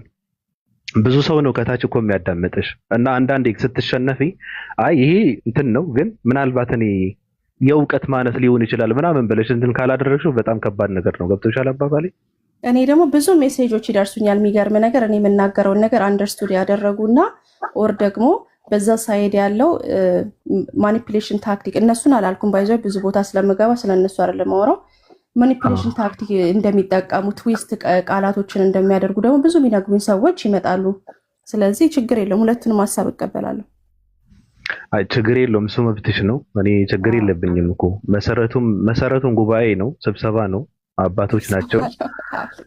ማስቀጠልም ወጣቱ ካላስቀጠለው ራሱን ይገርመኛል እኮ እናንተ ሙጥጥ ብላችሁ ካላስቀጠላችሁት እኮ እንትን ነው፣ ከባድ ነው። ዓለም ደግሞ በተቃራኒ ላይ ነው የተፈጠረችውና እናንተ ደግሞ እንደዛ ሆናችሁ ካልቀጠላችሁ ነው ራሱ የሚገርመው። ገብቶሻል አባባሌ? አንድ እንደዛ ብትል የሚገርመው ኢየሱስ ክርስቶስ ከኔ በላይ ወርስት ተሰድቧል፣ ያውም አንተ እብድ ነህ ብለውታል። የማይሉት ነገር የለም። ቃላቶቹን ትዊስት ያደረጉት እኔ እንደተሳደበ ነው የማውቀው። እንደተሳደበ በጣም የሚሰርቡት ቃሎችን ራሱ ትዊስት ያደረጉበታል። ያላለውን አልኪሉታል፣ ወሬ ያጣመሙበታል። እና ለእኔ እንደውም እኔ ሞር ይገባኛል። ገባ? እሱ በጣም ጥበበኛ ሆኖ ከማናችን በላይ የሆነው እንደዚህ ከተባለ እኔማ እንዴት። ስለዚህ ችግር የለውም። ኢየሱስ ጥበበኛ አይደለም። ሲቀጥል ደግሞ እኔ ኢየሱስ እንደተሳደበ ነው የማውቀው በመጽሐፍ ቅዱስ መሰረት።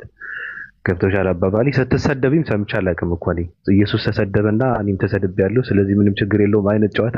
በነገርሽ ላይ ስትሰደቢ ሳይሆን እያሰደብሽው ነው ኢየሱስን እያሰደብሽው ነው እኔ እንትን ገብቶሻል አባባሌ? ጥንቃቄ ያስፈልጋል። አንዳንዴም ይሄ መሸነፍ ትልቅነት ነው። በነገርሽ ላይ ውስጥሽን ያለውን ጉድለት ያሳይሻል እንጂ ምንም ካንቺ የሚጎል ነገር እኮ የለም በፍጹም። ገብቶሻል? የጉድለትሽ እንድትሞይ ነው ተሸንፈዋል ማለት ነው። ምክንያቱም በወንጌል ምክንያት ተገለዋል። ስለዚህ ተሸንፈዋል። በቃ ማንን? ሐዋርያት። እኔ እኮ እንደዛ አላልኩም።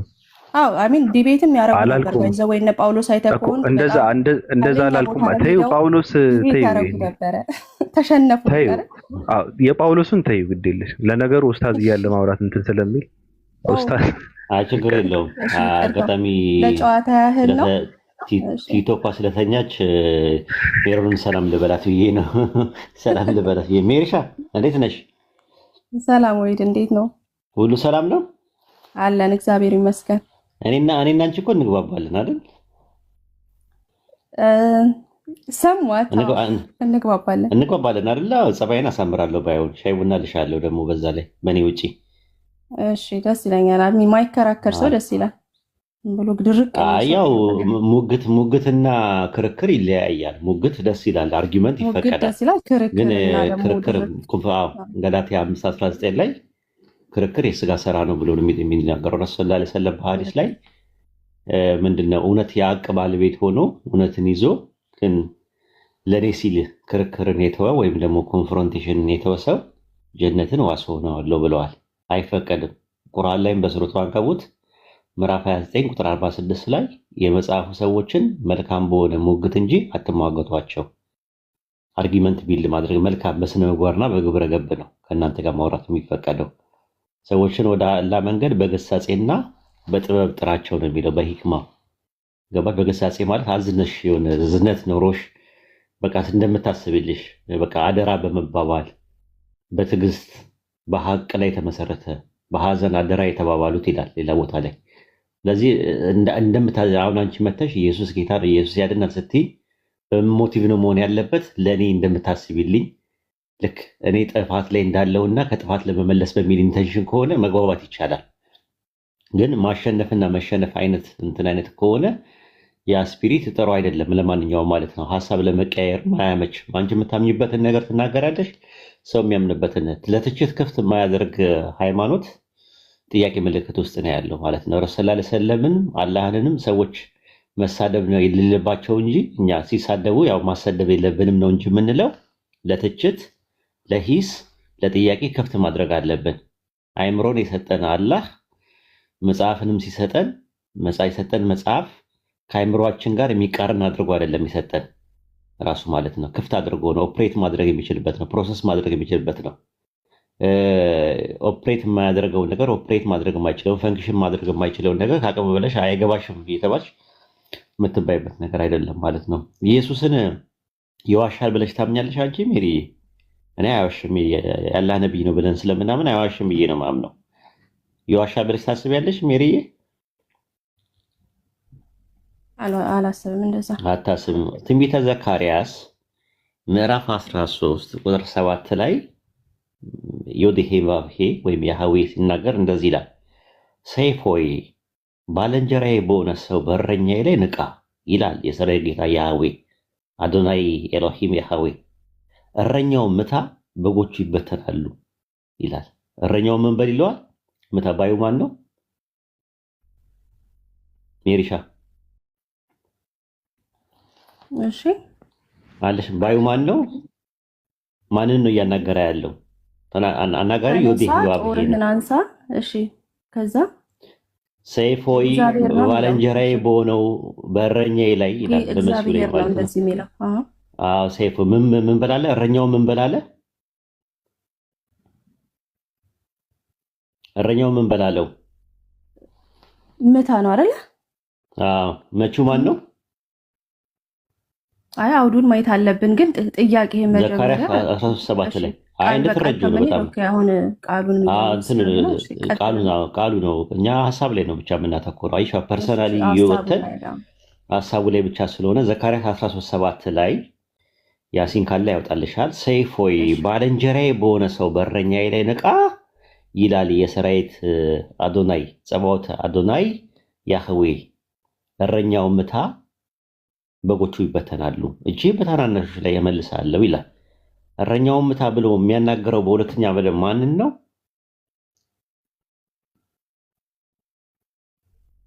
እሺ ተረጓሚው ማለት ነው። እንዴት ነው?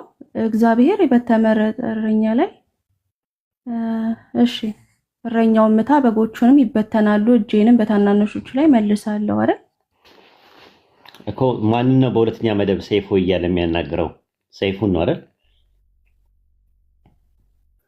ኦኬ ሰይፉ እያለ ሜሮ ነው እያልኩ የምናገር ፈርስት ፐርሰን ነኝ እኔ። ሰከንድ ፐርሰን ደግሞ አንቺ ነሽ ያለሽ። እሺ ያ ሆይ የሚል ነገር ቮካቲቭ ነገር ስለምትጠቀሚ ማለት ነው። ቮካቲቭ አርቲክል ከተጠቀምሽ ያው እንደዛ ማለት ነው። አሁን ሰይፍ ሆይ ባልንጀራዬ በሆነው ላይ በእረኛዬ ላይ ንቃ ይላል የሰራዊት ጌታ ያህዌ። እረኛውን ምታ ይለዋል። ምታ ባዩ ማን ነው? ዮድሄ ቫፌ ነው አይደለ? ማንን ነው ምታ ብለው የሚያወራው?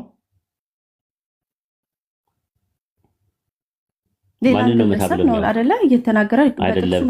አሁን እዛ ላይ ቮካቲቭ ተጠቅመዋል። አይተሽም? ሆይ የሚለው ማንን ነው? ሆይ እሺ ያው እዚህ ላይ ወጣ። አሁን እሺ ሰይፍ ሆይ ባልንጀራዬ ስለረኛ ማንን ነው እያናገረ ያለው? ፈጣሪ በሁለተኛ መደብ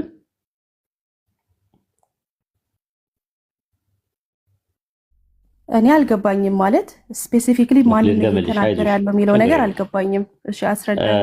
ሜሮን ሆይ ምግብ ቢ፣ ጠጪ፣ እረፍት አድርጊ፣ ውሃ በደንብ ጠጪ፣ እንቅልፍ 8 ሰዓት ተኝ ብዬ የምናገር ማንን ነው? ሆይ ብዬ እያወራ ያለሁት ማንን ነው? ሰከንድ ፐርሰን ላይ ያለችዋ ፈርስት ፐርሰን እኔ ነኝ የመጀመሪያ መደብ ላይ። ሁለተኛ መደብ ላይ ያለችዋ ደግሞ ሜሮን ናት። ግልጽ አይደለም? አዎ። ስለዚህ አንቺ ሰይፍ ተነሺ የሚለው እግዚአብሔር አንቺ ሰይፎን ተነሺ ነው እያለ ያለው አይደል? ተነሺ ሳይሆን ሰይፍ ሆይ ባልንጀራዬ በሆነው በእረኛዬ ላይ ንቃ። ስለ ሰይፍ ነው የሚያወራው ይላል የሰራዊት ጌታ ያህዌ። እረኛውን ምታ በጎቹም ይበተናሉ። ንቃ ምታ እያለ የሚያወራው ማንን ነው?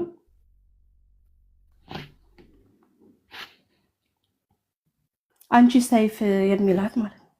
አንቺ አልተባለም፣ አንተ ነው የተባለው። አይዞሽ።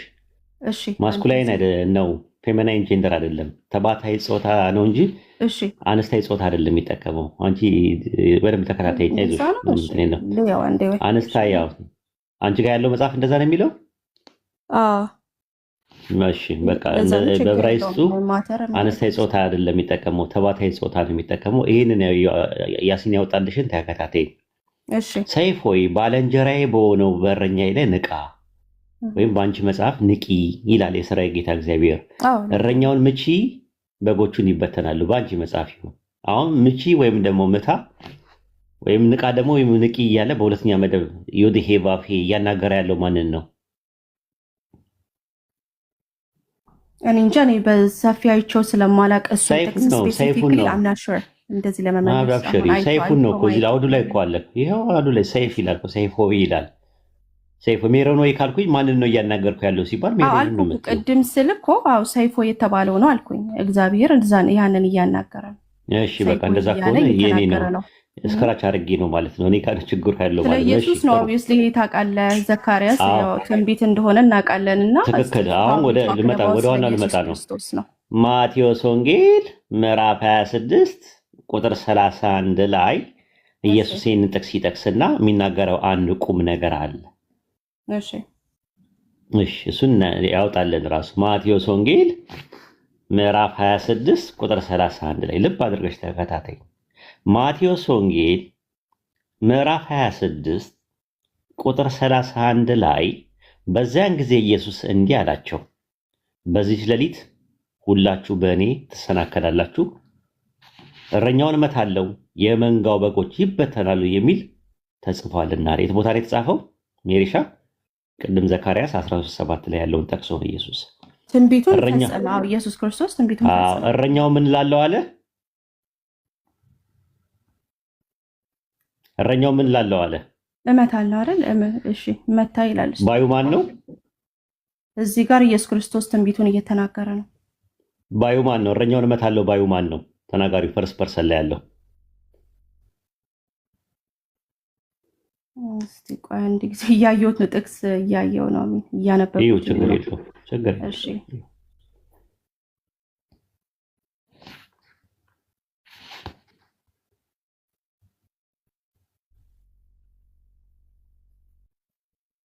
እረኛው ማን ነው? እሺ ቀለል ኢየሱስ አድርገሽ ነው። እረኛው እረኛው ማን ነው? ኢየሱስ ነው እኮ እሱን ኮንክሉድ አደረገ። እመታለሁ ባዩ ማን ነው? በዚህ በማቴዎስ መሰረት ነው እየጠየከኝ ያለው ወይስ በማቴዎስ ክሊር እያለ ያለው ላይ ምንድነው? ኢየሱስ እረኛውን እመታለሁ ሲል መቺው ማን ነው ነው ጥያቄው የጠየኩሽ። ምን አላችሁ? እሺ ቆይ አንዴ እንዲህ አላችሁ፣ ዛሬ ሌሊት ሁላችሁም በእኔ ምክንያት ትሰናከላላችሁ። እረኛውን መታ እመታለሁ እንደዛ ነው የሚለው። እስቲ እንዴ እረኛውን እመታለሁ የመንጋው በጎች ይበተናሉ የሚል ተጽፏልናል። ሁለት ጥያቄዎች ነው እዚህ ጋር መጠየቅሽ፣ ከገባሽ ነው፣ ካልገባሽ ተሰዋለሁ። የመጀመሪያ ጥያቄ እመታለሁ ምንድነው? ስላለ እንግዲህ እሱ ነው እመታለሁ ያለው አይደለ? መቻው እንዴ ያህዌ ኢየሱስን ይመታዋል። ኢየሱስን ኖ ኖ ይመታዋል ይሄ ማለት እሱ አይደለም የሚመታው፣ እንደዛ አይደለም ትርጓሜው። እረኛውን እመታለሁ ነው የሚለው። ምታ አይደለም የሚለው እዚህ ጋር እመታለሁ ነው የሚለው። እመታለሁና ምታ ማለት በይዘትም ሆነ በአይነት በመንስኤም ሆነ በውጤት ሁለት የተለያዩ ቃላቶች ናቸው። ምታ ኢምፐራቲቭ ፎርም ነው። እመታለሁ ማለት ደግሞ ኢምፐራቲቭ ፎርም አይደለም፣ ትእዛዛዊ ግስ አይደለም። ራሱ እንደሚመታ ነው፣ መቼው ራሱ ነው። አሁን ጥያቄ የሚነሳው ሁለት ነገር ነው። አንደኛ ግራማቲካሊ ኢረር አለው። እመታለሁ ማለትና ምታ ማለት ሁለት የተለያየ ነገር ነው። በሁለተኛ ደረጃ ነገር ደግሞ ምንድን ነው? በጎቹን እመታለሁ የሚለው ጥቅስ ተጽፏል አለ። ጥቅሱ ላይ በጎቹን እመታለሁ ነው የሚለው፣ እረኛውን እመታለሁ ነው የሚለው፣ እረኛውን ምታ ነው የሚለው ጥቅሱ ላይ ያለው። ዘካርያስን ነው የምትለው አይደል? ዘካርያስ 13:7 ላይ ያለው እረኛውን ምታ ነው የሚለው፣ እረኛውን እመታለሁ ነው የሚለው ያለው።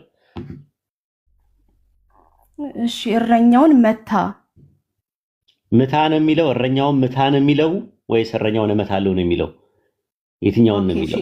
ቃሉን ደግሞ ያውጣልን። እሺ እዚህ ጋር ኦኬ አምጥቶታል። ችግር የለውም። እረኛውን ንቃ፣ እግዚአብሔር ሰራዊት እረኛውን ምታ፣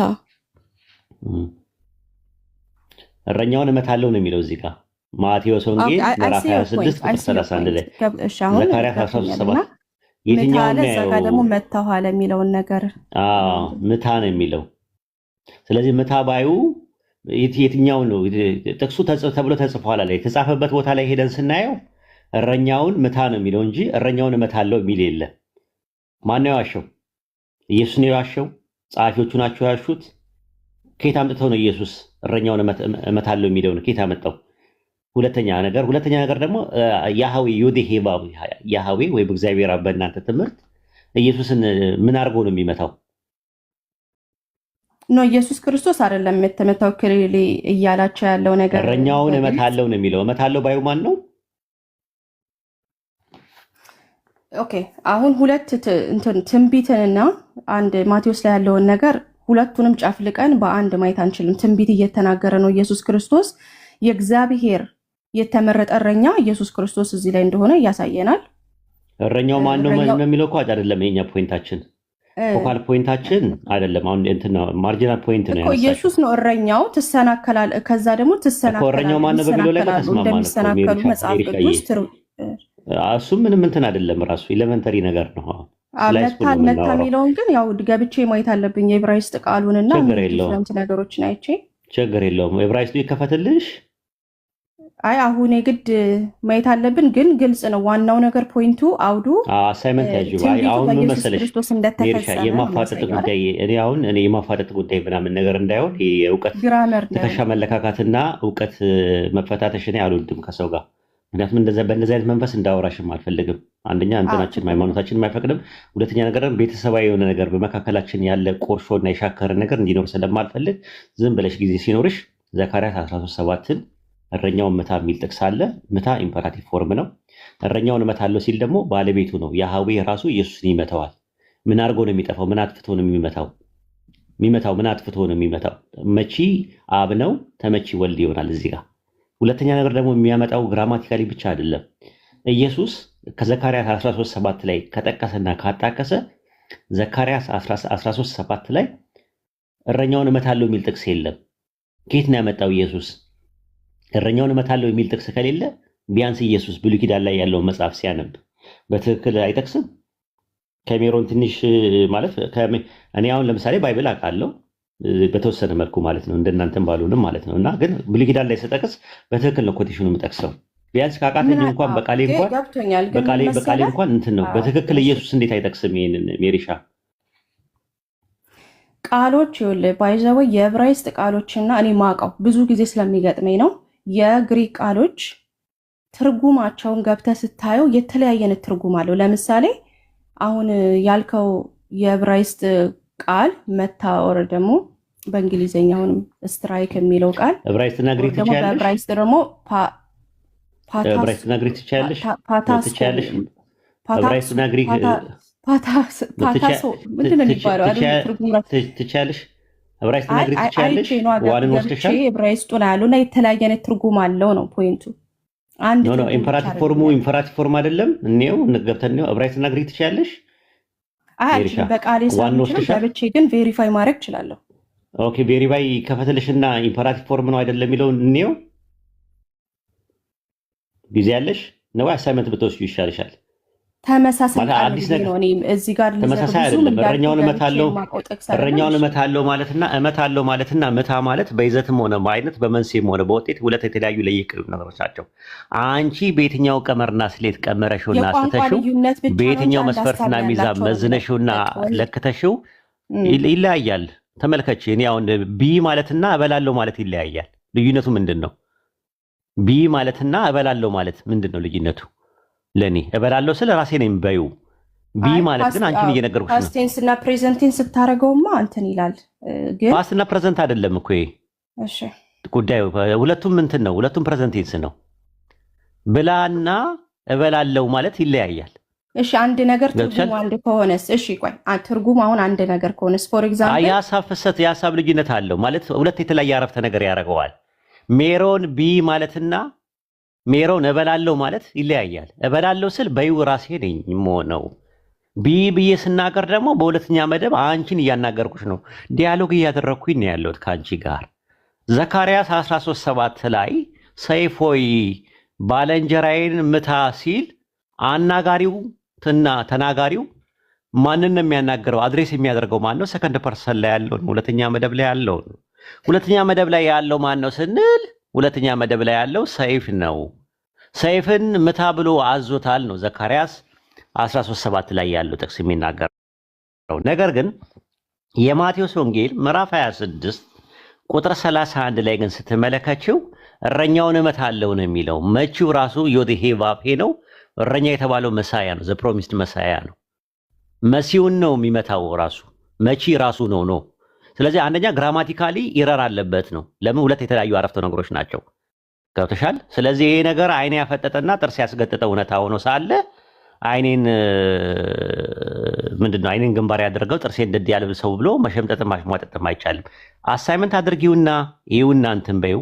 አዳዲስ ነገር ሲሆኑ ክፍት ማድረግ ነው ያለብን። ዲፌንዲንግ ሜንታሊቲ ከያዝን አዳዲስ ነገሮችን አንማርም። እኔ እስልምና ላይ ቁርአን ላይ ብትጠይቂኝ የማላውቀው ነገር ከሆነ ዲፌንዲንግ ሜንታሊቲ አልይዝም።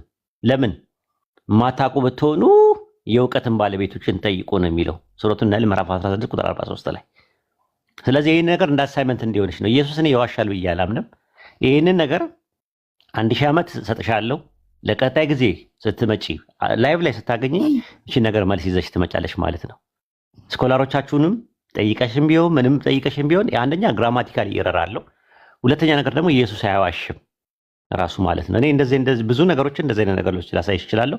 ለማንኛውም እንትናት በይ ምንድነው እኔና አንቺ እንግባባለን ደግሞ ማለት ነው። ስለዚህ አንቺ ከሚከፋሽ ቲክቶክ ደግሞ ቢታረስ ይሻለኛል። ይሄን ጥቅስ ስላመጣሁ አመሰግናለሁ። አንድ ነገር እንድማር አድርገኛል። ግን ሁለቱንም ጥቅሶች ሳያቸው ዋናው ትንቢት እንደተፈጸመ አሳይቶኛል። ምንም አንዱ ከአንዱ ሳይቃይ እሱ ማርጂናል ፖይንት ነው። ኢየሱስ ክርስቶስ ይሄን ትንቢት ፈጽሟል። እሱ ማርጂናል ፖይንት ነው። ፖይንቱ ይህ ትንቢት ለኢየሱስ ገብቷል ወይስ አልገባም ሳይሆን ፖይንቱ ጥያቄ ያለው ዘካርያስ 13:7 ላይ ያለው ጥቅስ ማቴዎስ 26:31 ላይ ግራማቲካሊ ኢረር እና ሚስ ኮንቴሽን አለ ራሱ ማለት ነው። ፓራፍሬዝ ኮቴሽን አለ ነው እንጂ ጥያቄው ይህ ትንቢት ለኢየሱስ ይሰራል አይሰራም የሚለው አይደለም። ስለዚህ ጥያቄው ይህ ትንቢት ለኢየሱስ ይሰራል ሳይሆን ማቴዎስ ወንጌል ምዕራፍ 26 ከቁጥር 31 ላይ ያለው ጥቅስ ከዘካርያስ 13:7 ላይ ኮት ሲደረግ ፓራፍሬዝ ኮቴሽን ስለሆነ ኢንዳይሬክት ኮቴሽን ስላልሆነ ኮት የተደረገው ነገር ሚስ ኮት ተደርገዋል ነው። ያንን ደግሞ ኢየሱስ ሊያደርገው አይችልም ነው። ለምን? በእኔ እምነት ለእኔ ቁርአን የነገረኝ ኢየሱስ ነብይ እንደሆነ ነው። የአላህ ነብይ ነው፣ አይዋሽም። ይህንን ነው ማውቀው። እና ችግሩ ያለው ማጋ ነው ነው ጥያቄው። ኢየሱስ ኮት ሲያደርግ በደንብ ሳያነብ ቀርቶ ነው ወይስ ጸሐፊዎቹ ሲገለብጡ ሲጽፉ አዛብተውበት ነው? ወይስ ማኒስክሪፕት የሚያዘጋጁ ሰዎች ናቸው ያንን ነገር ስህተት የሰሩት? ማጋ ነው ያለው ችግሩ ያለው ነው ጥያቄው። ያ ይገባኛል። ግን አት ኢንድ ኦፍ ደ ዴይ ይሄ ፓታስኪዮ የተባለ ኦር ደግሞ የዕብራይስጡ ቋንቋና መታ የሚለው ምንድነው? ፓታስኪዮ አይደለም አነባነቡ ኤክሶ የሚለው እሱ እንግሊዝኛ አይደለም እኮ እንግሊዝኛ አይደለም። ምንድነው? ራሱ ዕብራይስጥ ነው። አሁን የተናገርኩት ቃል የዕብራይስጥ እኮ ምን ፊደል ነው? የመጀመሪያው ፊደል ንገሪኝ። መታ የሚለው ቃል ማለት ነው እኮ የመጀመሪያው ፊደል ንገሪኝ። በዕብራይስጥ የመጀመሪያው ፊደል ምን ፊደል ምን ይባላል? አሁን ያልኩ መታ የሚለው ፒኤቲኤክስ ነው። ፒማ እንግሊዝኛ ነው እኮ ያልኩሽ። የዕብራይስጥ ፊደል አለ አይደል? የዕብራይስጥ ፊደልንም አላውቅም። እንዴት አውቃለሁ? ማለት እነሱ ማንበብ አልችልም። አሁን የዕብራይስጥ እነ ጋሜል ምናምን የሚባሉት አሌፍ ጋሜል ምናምን ነገር ምናምን የሚባሉት ቫቭ ምናምን የሚባሉት እነሱ ፊደሎች ውስጥ የትኛው ነው አሁን የመጀመሪያው? እኮ አልኩ መታ የሚለው አሚን በዕብራይስጥ ይጽፉልህና በቅንፍ ደግሞ ፕሮናንሲዬሽኑን ይሰጡሃል አይደለ? ፎር ኤግዛምፕል ፕሮናንሲዬሽኑ እኮ እሱ እንትን ነው። አሁን ሲነበብ አንድ ላይ ሲነበበው አለ። ለምሳሌ ማለት ነው ኸ ሲነበብ እንዴት ነው የሚነበበው በዕብራይስጥ?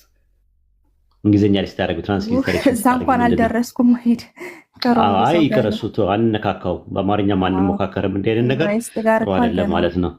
ኧረ ይቅር እኛም ተማሪ በአቅማችን ይሻለናል። ሜሪ የኔና እንጂ በአቅማችን እዚህ በአማርኛችን ይሻለናል እንጂ ወደዛ ከገባን ተያይዘን ነው የምናልቀው ሁላችንም ማለት ነው። ስለዚህ ከዛ አንጻር በጣም ነው የሚጠቅመው ዕብራይስጥን እና ግሪክን ማወቅ። ምክንያቱም አንዳንድ ለሚነሱ ጥያቄዎቻችን በጣም ትልቅ እርዳታን እያደረገልን ስለሆነ ደስ ይለኛል። ገብቼ ሪፈር ማድረግ ደስ ይለኛል። ከዛ እሺ አንድ ጥያቄ አለኝ እዚሁ ከጠየቀኝ አይቀር ቀላል ጥያቄ ነች። አዎ ቀላል ጥያቄ ጠይቅኝ እንጂ እንዳታፋጥጭኝ ህዝብ ፊት አይደለም እንደዛ አይደለም። እሺ ቀላል አድርጊ እያሰብኩ ነበርና ስለ ውዱ ጥያቄ አለኝ።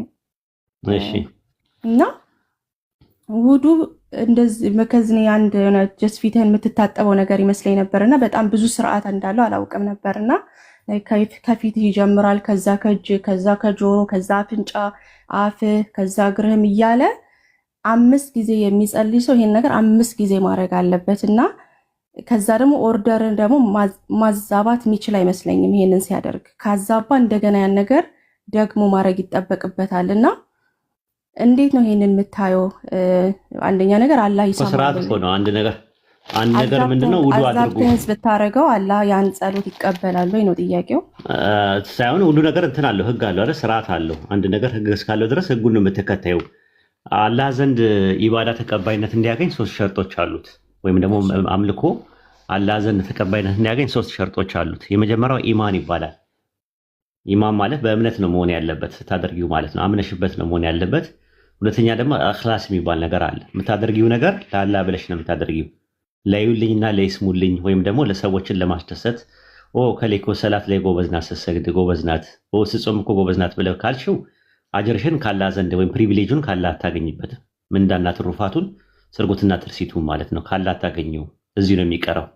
ያ ምን ይባላል? አኽላስ ይባላል ማለት ነው። ሶስተኛውና የመጨረሻው ደግሞ ኢባዳሽን ስፈጽሚ ኢባዳሽን ቁርአንና ሐዲስ ላይ በተቀመጠው መሰረት ነው ማድረግ ያለብሽ። ከተጓደለ አይሰራም ራሱ ማለት ነው። እንደፈለክ ተብሎ የሚባል ነገር የለውም ራሱ። ሶላት 5 ወቅት ሰላት ሲመጣ በቁርአን ላይ ኮንፈርም ተደርጎ ሐዲስ ላይ ግን ስፔሲፊኬሽኑ አለ፣ ዝርዝርና አፈጻጸሙ አለ። ከዛ ደግሞ የሰላት ደግሞ ቅድመ ሁኔታና የአስፈላጊነት ቅድመ ሁኔታና የበቂነት ቅድመ ሁኔታ የሚባሉ ነገሮች አሉ። የአስፈላጊነት ቅድመ ሁኔታ የሚባሉ ነገሮች አንድ ሰው ሙስሊም መሆን አለበት ሰላት ላይ ሲቆም። ሁለተኛ ቂብላ ምንድነው ሙስሊም መሆን መቻል አለበት። ጤነኛ አይምሮ መኖር አለበት። እንደዚህ ምናምን ተብሎ የሚቀመጡ ነገሮች አሉ። የበቂነት ቅድመ ሁኔታ የሚባሉት ደግሞ አንደኛ ቂብላው መቀጣጫው የቱ ጋር ነው ያለው የሚለው ነገር ምን መሆን አለበት። እንደገና ደግሞ ምንድነው ንጽህና ትጥበት ማድረግ አለበት። ትጥበቱን ደግሞ ምን ኦርደር ማድረግ አለበት የሚለው የተቀመጠ ነገር አለ። ነገር ግን አሁን ኤክሰፕሽናል ወይም ስቲስና ሆኖ የሚመጣ ነገሮች ምንድን ናቸው ሲባል አሁን አንድ ሰው ሰለመ። ለምሳሌ ሜሪ አላህ ሂዳያ ይስጥሽና ሰለምሽ። ውዱ አደራረግ ምንም አላወቅሽበትም። እና የመጀመሪያ ቀን ሰላት ከሰለምሽበት ጊዜ ጀምሮ ሰላት ይወጅብሻል፣ ግዴታ ይሆንብሻል። ሰላቱ ላይ የሚባሉ ነገሮች ምን እንደሆኑ አታውቂያቸውም። ማለት ምንድነው የሚባሉት ሰላት ላይ ሱረት ፋቲሃ እንዴት እንደሚቀራ ከዛ በኋላ ከሱረት ፋቲሃ በኋላ አንድ ሱራ መርጠሽ እንትን ብትይ ገና ነሽ፣ ሁሉ ነገር ቤቢ ነሽ። አሁን ምንድነው የምታደርጊው ሲባል አላሁ አክበር ማለት ትችያለሽ። አልሐምዱሊላህ አልሐምዱሊላህ ማለት ትችያለሽ እስክትማሪ ድረስ ማለት ነው።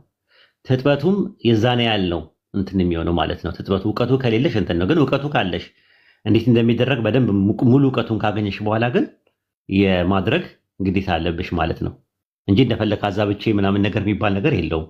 አንድ ነገር ኦርደር ሆኖ ከመጣ በኋላ እውቀቱ ከመጣልሽ በኋላ እውቀት ባለሽ ነገር ትጠይቂያለሽ ማለት ነው። ሱረቱል ኢስራ ምዕራፍ 17 ቁጥር 15 ላይ መልእክተኛ እስከምንልክ ድረስ የምንቀጣ አይደለንም ይላል አላህ። ሪሳላው ከደረሰሽ መልእክቱ ከደረሰሽ በደንብ እውቀቱ ካለሽ ፈእምና ማዕናም ይባላል። አንደርስታንዲንግ እና ሚኒንጉን በደንብ ካወቅሽ ግቤክ ጀምሮ ሁጃ ይቆምብሻል ማለት ነው። ማለትም ተጠያቂ ነሽ።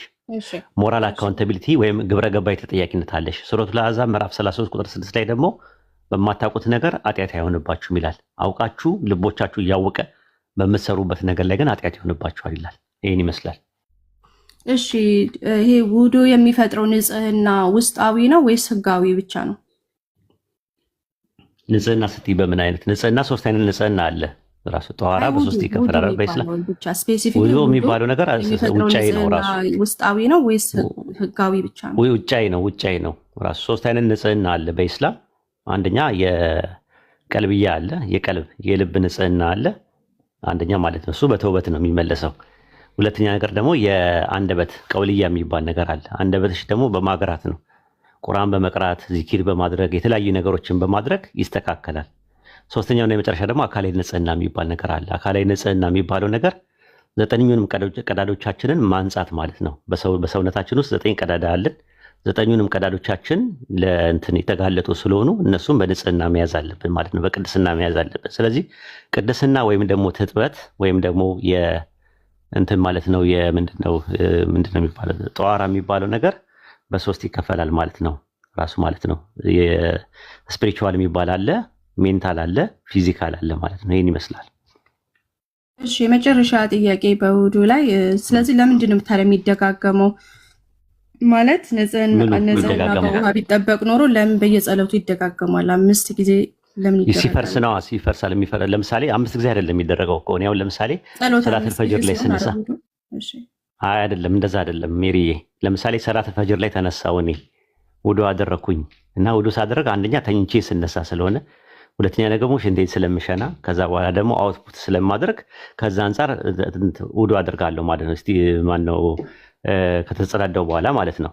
ከዛ ካደረኩ በኋላ ውዱ እኔ ጋር ከቀረ ቀኑ ሙሉ ካልመጣ ማለት ለምሳሌ ካልሸናው ወይ እንቅልፌን ካልተኛ ወይ ሌላ ነገር ከሌለ ድጋሚ አታደርጊም ራሱ። ለምሳሌ ሰላተል ፈጅር ላይ ወይም ደግሞ ሱቢ ላይ ተነስቼ ውዱ አድርጌ ውዱ ከኔ ጋር ቢቀር ማለትም የአውትፑት ነገሮች ከሌሉ ምንድነው ጋዝ ምናምን ነገሮች ካልወጡ ምን ነገር ካላሉ ሽንቴን ካልሸናው ምን ካላደረጉኝ ከቀረ ከኔ ጋር ዙሁርም መስገድ እችላለሁ በዛ እንጂ ዙሁር በደረሰ በእያንዳንዱ ሰላቶች ውስጥ መታጠብ አለብኝ የሚል ነገር የለም። ከፈረሰ ነው ራሱ ውዱ ከአብሮኝ ከቀረ ማድረግ እችላለሁ እስከ ማታ ድረስ። ግን ያው አልችልም ሰውነንና ያው የተወሰነ ስርዓቶች የተጫኑን ስርዓቶች አሉ። ኢንፑትና አውትፑት የሚባሉ አሉ። መራብና መጠማት የሚባል ነገር አለ። መብላት መጠጣት አለ። የበላነውና የጠጣነውን ደግሞ በሌላ መልኩ ከሰውነት ማስወገድ 6 ህጎች አሉ። ለነሱ እንገዛለን። ስለዚህ አንዳንድ ጊዜ እስከ 10 ድረስ የምቆይበትም ሰዓት ሊኖር ይችላል። ምንም ነገር እንትን ካላለኝ ማለት ነው። ግን የሆነ እየተጨናነቅኩኝ ውስጤ እያለ ውዱ ማድረግ ሳይኖርብኝ ሳይሆን ልክ ከተጨናነቀ ከእንትን ካለ የሰው ልጅ ውዱ ማድረግ አለበት። የሚፈልገውን ነገር መሽናትም ካለበት ሸንቶ፣ ጋዝም ካለበት ጋዙን እንትን ብሎ መተኛትም ካለበት ተኝቶ ሲነሳም እንደዛ ነው ራሱ ማለት ነው። እና ከዛ አንጻር ነው የሚታየው። ኦኬ እሺ ፐርፌክት። አሁን ወደ እዚሁ ተይዞ ወደ ሞራል ሲገባ ደግሞ አምላክ ንጹህ ልብን ይፈልጋል ወይስ ስነ ስርዓቱን? ማለት ሁለቱ ቢጋጩ የትኛው ይበልጣል? አሁን ፎር ኤግዛምፕል ይሄ የታወቀው ጉዳይ ነው። በኢስላም ረሱል ሰለላሁ ዐለይሂ ወሰለም በሐዲስ ላይ አላህ የሚመለከተው አካላችሁን እና መልኮቻችሁን ሳይሆን ልባችሁና ስራችሁን ነው ብሎ ነው ያስቀመጠው። ቀልብያ ነው። አንድ ሰው ቀልቡ ካልተሰተረ ሂጃብ ራሱ ሂማር እና ኒቃብ ምናምን እኮ መጀመሪያ የሚቀርበው ቀልብ ነው መሰተር። እኛ ጋር በጣም ትልቅ ቦታ አለው ቀልብ። ምናልባት አልሰማሽ ነው። ቀልብ ማለት ፈዋድ የሚባል አለ እና ደግሞ ሶድር የሚባል ነገር አለ። እነዚህ ሶስቱ ራሳቸው በአማርኛ ላይ ቀልብ ነው ልብ ነው የሚባሉት። ልብ የሚባለው ማለት ልብ የሚባለው ነገር ቀልብ የሚባለው ነገር ኢሞሽናል ነው። የኢማን መቀመጫ ነው። ያላ ንግስና መቀመጫ ነው ቀልብ የሚባለው ነገር። ከዛ ፈዋድ የሚባለው ደግሞ በአቅልና በሁለቱ መካከል ያለው ነገር ነው። ሜታኮግኒሻል የሆኑ ነገሮችን የምትጠቀሚበት ነው። ከዛ ደግሞ ሶድር የሚባል ነገር አለ። ሶድር ማለት የሚከፈትም የሚዘጋም ነገር ነው ራሱ ማለት ነው። አቅል የሚባል ነገር አለ። አቅል ማለት አይምሮ የሚባል ማለት ነው። ኢማጂኔሽን፣ ሜዲቴሽን፣ ቶት፣ ኮምፓሬሽን እንደ ሚሞሪ አምስቱም የስሜት ሕዋሳት የውስጥ የምንጠቀምበት ነው። ከዛ ደግሞ ዶሚር የሚባል አለ። ዶሚር ማለት ደግሞ ህሊና ኮንሽስነስ የሚባል ነገር አለ። እነዚህ ሁላ በአጠቃላይ ኢነር ኔቸር ናቸው በኢስላም ውስጣዊ ተፈጥሮ ወይም ሩህ የሚባለው ከውስጥ ያሉ ነገሮች ማናቃቸው ሳይንስ ያልደረሰበት ነገር በሱረቱል ኢስራ ምዕራፍ 17 ቁጥር 85 ላይ ከሩህ ይጠይቀዋል። ስለ ሩህ ይጠይቀዋል። ሩህ ከጌታዬ ነገር ነው ከእውቀትም ጥቂት እንጂ አልተሰጣችሁም እና በላቸዋል። እውቀታችን በሱ ላይ የተሰጠ ነገር አናሳ ነው። ራሱ ይሄ ኑማቶሎጂካል የሆኑ ኔቸራችን ማለት ነው። ፊዚዮሎጂካል ኔቸራችን ግን አናቶሚካል የሆኑ ነገሮችን በጥናትም እንደምናደርገው በሱረቱል ፉሲላት ምዕራፍ 41 ቁጥር 51 ላይ እንደዛ ነው የሚለው። በራሶቻችሁ ውስጥና በአጽናፎች ውስጥ ያሉ ተአምራቶቻችን ወደፊት እናሳያቸዋለን አለ። ቁርአን እውነት መሆኑ እስኪገለጽ ድረስ ከቂያማ ቀን ድረስ ማለት ነው። እስከዛ ድረስ ምን ታውቁታላችሁ አለ። በራሳችሁ ውስጥ ያሉ ተአምራትን አትመለከቱም ምን አለ። ስለዚህ ምን መጣ መሰለሽ ጋይናኮሎጂ የሚባል የጽንስ የተለያየ አናቶሚ የሆኑ ነገሮች ፊዚዮሎጂካል እና ባዮሎጂ መጡና ሁሉ ነገር አሁን እናውቃለን። ፊዚዮሎጂካል የሆኑ ነገሮች ሳይኮሎጂካል የሆኑ ነገራችን ግን ከእረፍት ውጭ ሌላ ነገር የለም። አንድ ሰው ሳይኮሎጂካሊ ታሟል፣ ዲፕሬሽን አለብኝ፣ የሆነ ድምፅ እሰማለሁ ምናምን ቢል ሳይንስ ምንም ማድረግ አይችልም። ማድረግ የሚችለው የእንቅልፍ ክኒል ብቻ ነው የሚሰጥሽ እረፍት እንድታደርጊ። ከዛ ሳይኮሎጂካል ትሪትመንት በወሬ ነው፣ ሳይኮቴራፒ ነው የሚሰጥሽ፣ ሌላ ነገር አይሰጥሽም። ለምን? የውስጣዊ ተፈጥሮ ስለሆነ ማለት ነው። እና ሰፊ ነው የራሱ የአንትሮፖሎጂ ኢስላሚክ አንትሮፖሎጂ በጣም ሰፊ የሆነ ትምህርት ያለው ነገር ነው። እውነት ነው። መጀመሪያ የሚቀርበው ቀልብ ነው። የቀልብ ንጽህና ነው መጀመሪያ የሚቀድመው። እውነት ነው። መጀመሪያ መሰተር ያለበትም አካላዊ ከሂጃብና ከእንትን በፊት መጀመሪያ መቅደም ያለበት ቀልብ መሰተር ነው። እኔ አንድ ሴት ቀልቧን ሳትሰተር እንደፈለገች በጣም የሚያጸያፊ ቃላት እየተጠቀመች ግን በኒቃብ እንትን ብትል ዋጋ የለውም ራሱ። እና ሶስቱም እኛ ጋር ሶስቱም ናቸው ያሉት እንትኖቹ ቀልብያም፣ ቀውልያም፣ አመልያም ናቸው ራሱ ማለት ነው። ወይም ደግሞ በግዕዝ ሃሎ በነቢብም በገቢርም ማለት ነው የሚባለው ማለት ነው። ፊዚካሊ፣ ሜንታሊ፣ ስፒሪቹዋሊ ነው ሳውንድነስ ይሄ ንጽህና የሚባለው ነገር ያለው ማለት ነው። እና ከዛ አንጻር ነው። እሺ አመሰግናለሁኝ። ያው አሁን መጽሐፍ ቅዱሳችን ሲነግረን ከእግዚአብሔር ጋር ሁልጊዜ መጸለይ እንደምንችል ወደ ፈተና እንዳትገቡ ትጉና ጸልዩ ይሉናል። ጳውሎስን በመልእክቱ ላይ ሳታቋርጡ ጸልዩ ይላል። ለምን?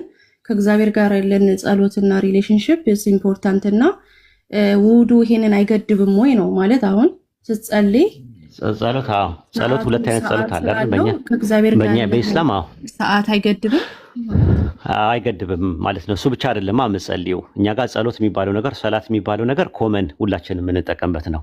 በተለያየ ዓለም ላይ ያሉ ሙስሊሞች በተመሳሳይ ሰዓት ላይ በቀን 5 ጊዜ የጋራ ሆነው የጀማ የሚያደርጉትም ነው። የጀማው ካልተሳካላቸው ቤታቸው ደግሞ ኢንዲቪዥዋል ሆነው የሚያደርጉት ነገር ነው በተመሳሳይ ሰዓት ላይ ማለት ነው። ፈጅር፣ ዙሁር፣ አስር ምናምን የሚባለው ሌላ ነገር ደግሞ ካለሽ ደግሞ በግል የምትጠይቂው ነገር አምላክሽ የምታመሰግኝበት ነገር ካለ ደግሞ ዱዓ ይባላል። ዱዓ ማለት ራሱ ተማጽኖም ሊሆን ይችላል፣ ልመናም ሊሆን ይችላል። ለኔ ደግሞ ዱዓ ስታደርግልኝ እሱ ደግሞ መልጃ ይባላል። በራሴ ጉዳይ ላይ ደግሞ አላህን ስጠይቀው ደግሞ ተማጽኖ ይባላል። የሆነ ነገር ደግሞ ከተሳካልኝ ደግሞ ሽኩር አቀርባለሁ፣ ምስጋና አቀርባለሁ ለአላህ።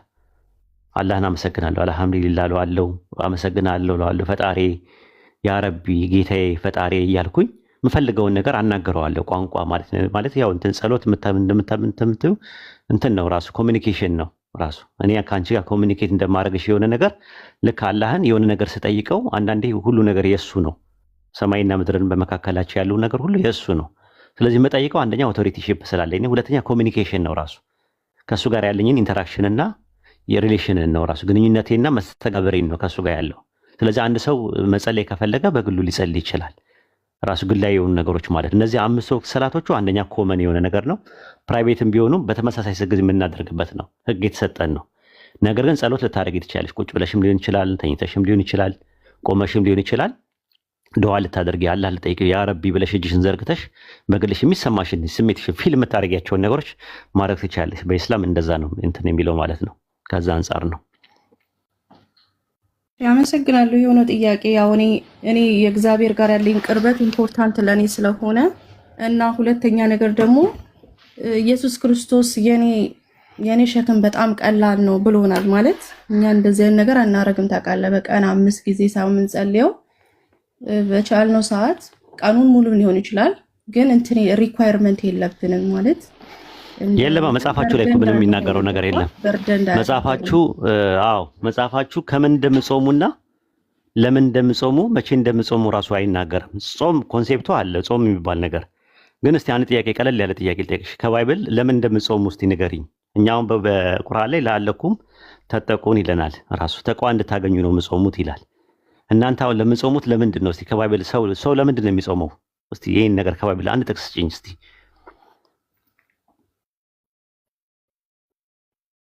አንድ ጥቅስ ነው የፈለኩት። ኦኬ እኛ ክርስቲያኖች እንጾማለን። ባይዘወይ አንደኛ ለምን እንደምጾሙ ይጠይቁ። ኢየሱስ ክርስቶስም ይሄንን ኤግዛምፕል አድርጎ አሳይቶናል። 40 ቀንና 40 ሌሊት ይሄ አጥይተኩሽ እንደምጾማላችሁ ይሳጾሙ አይደለም እኮ።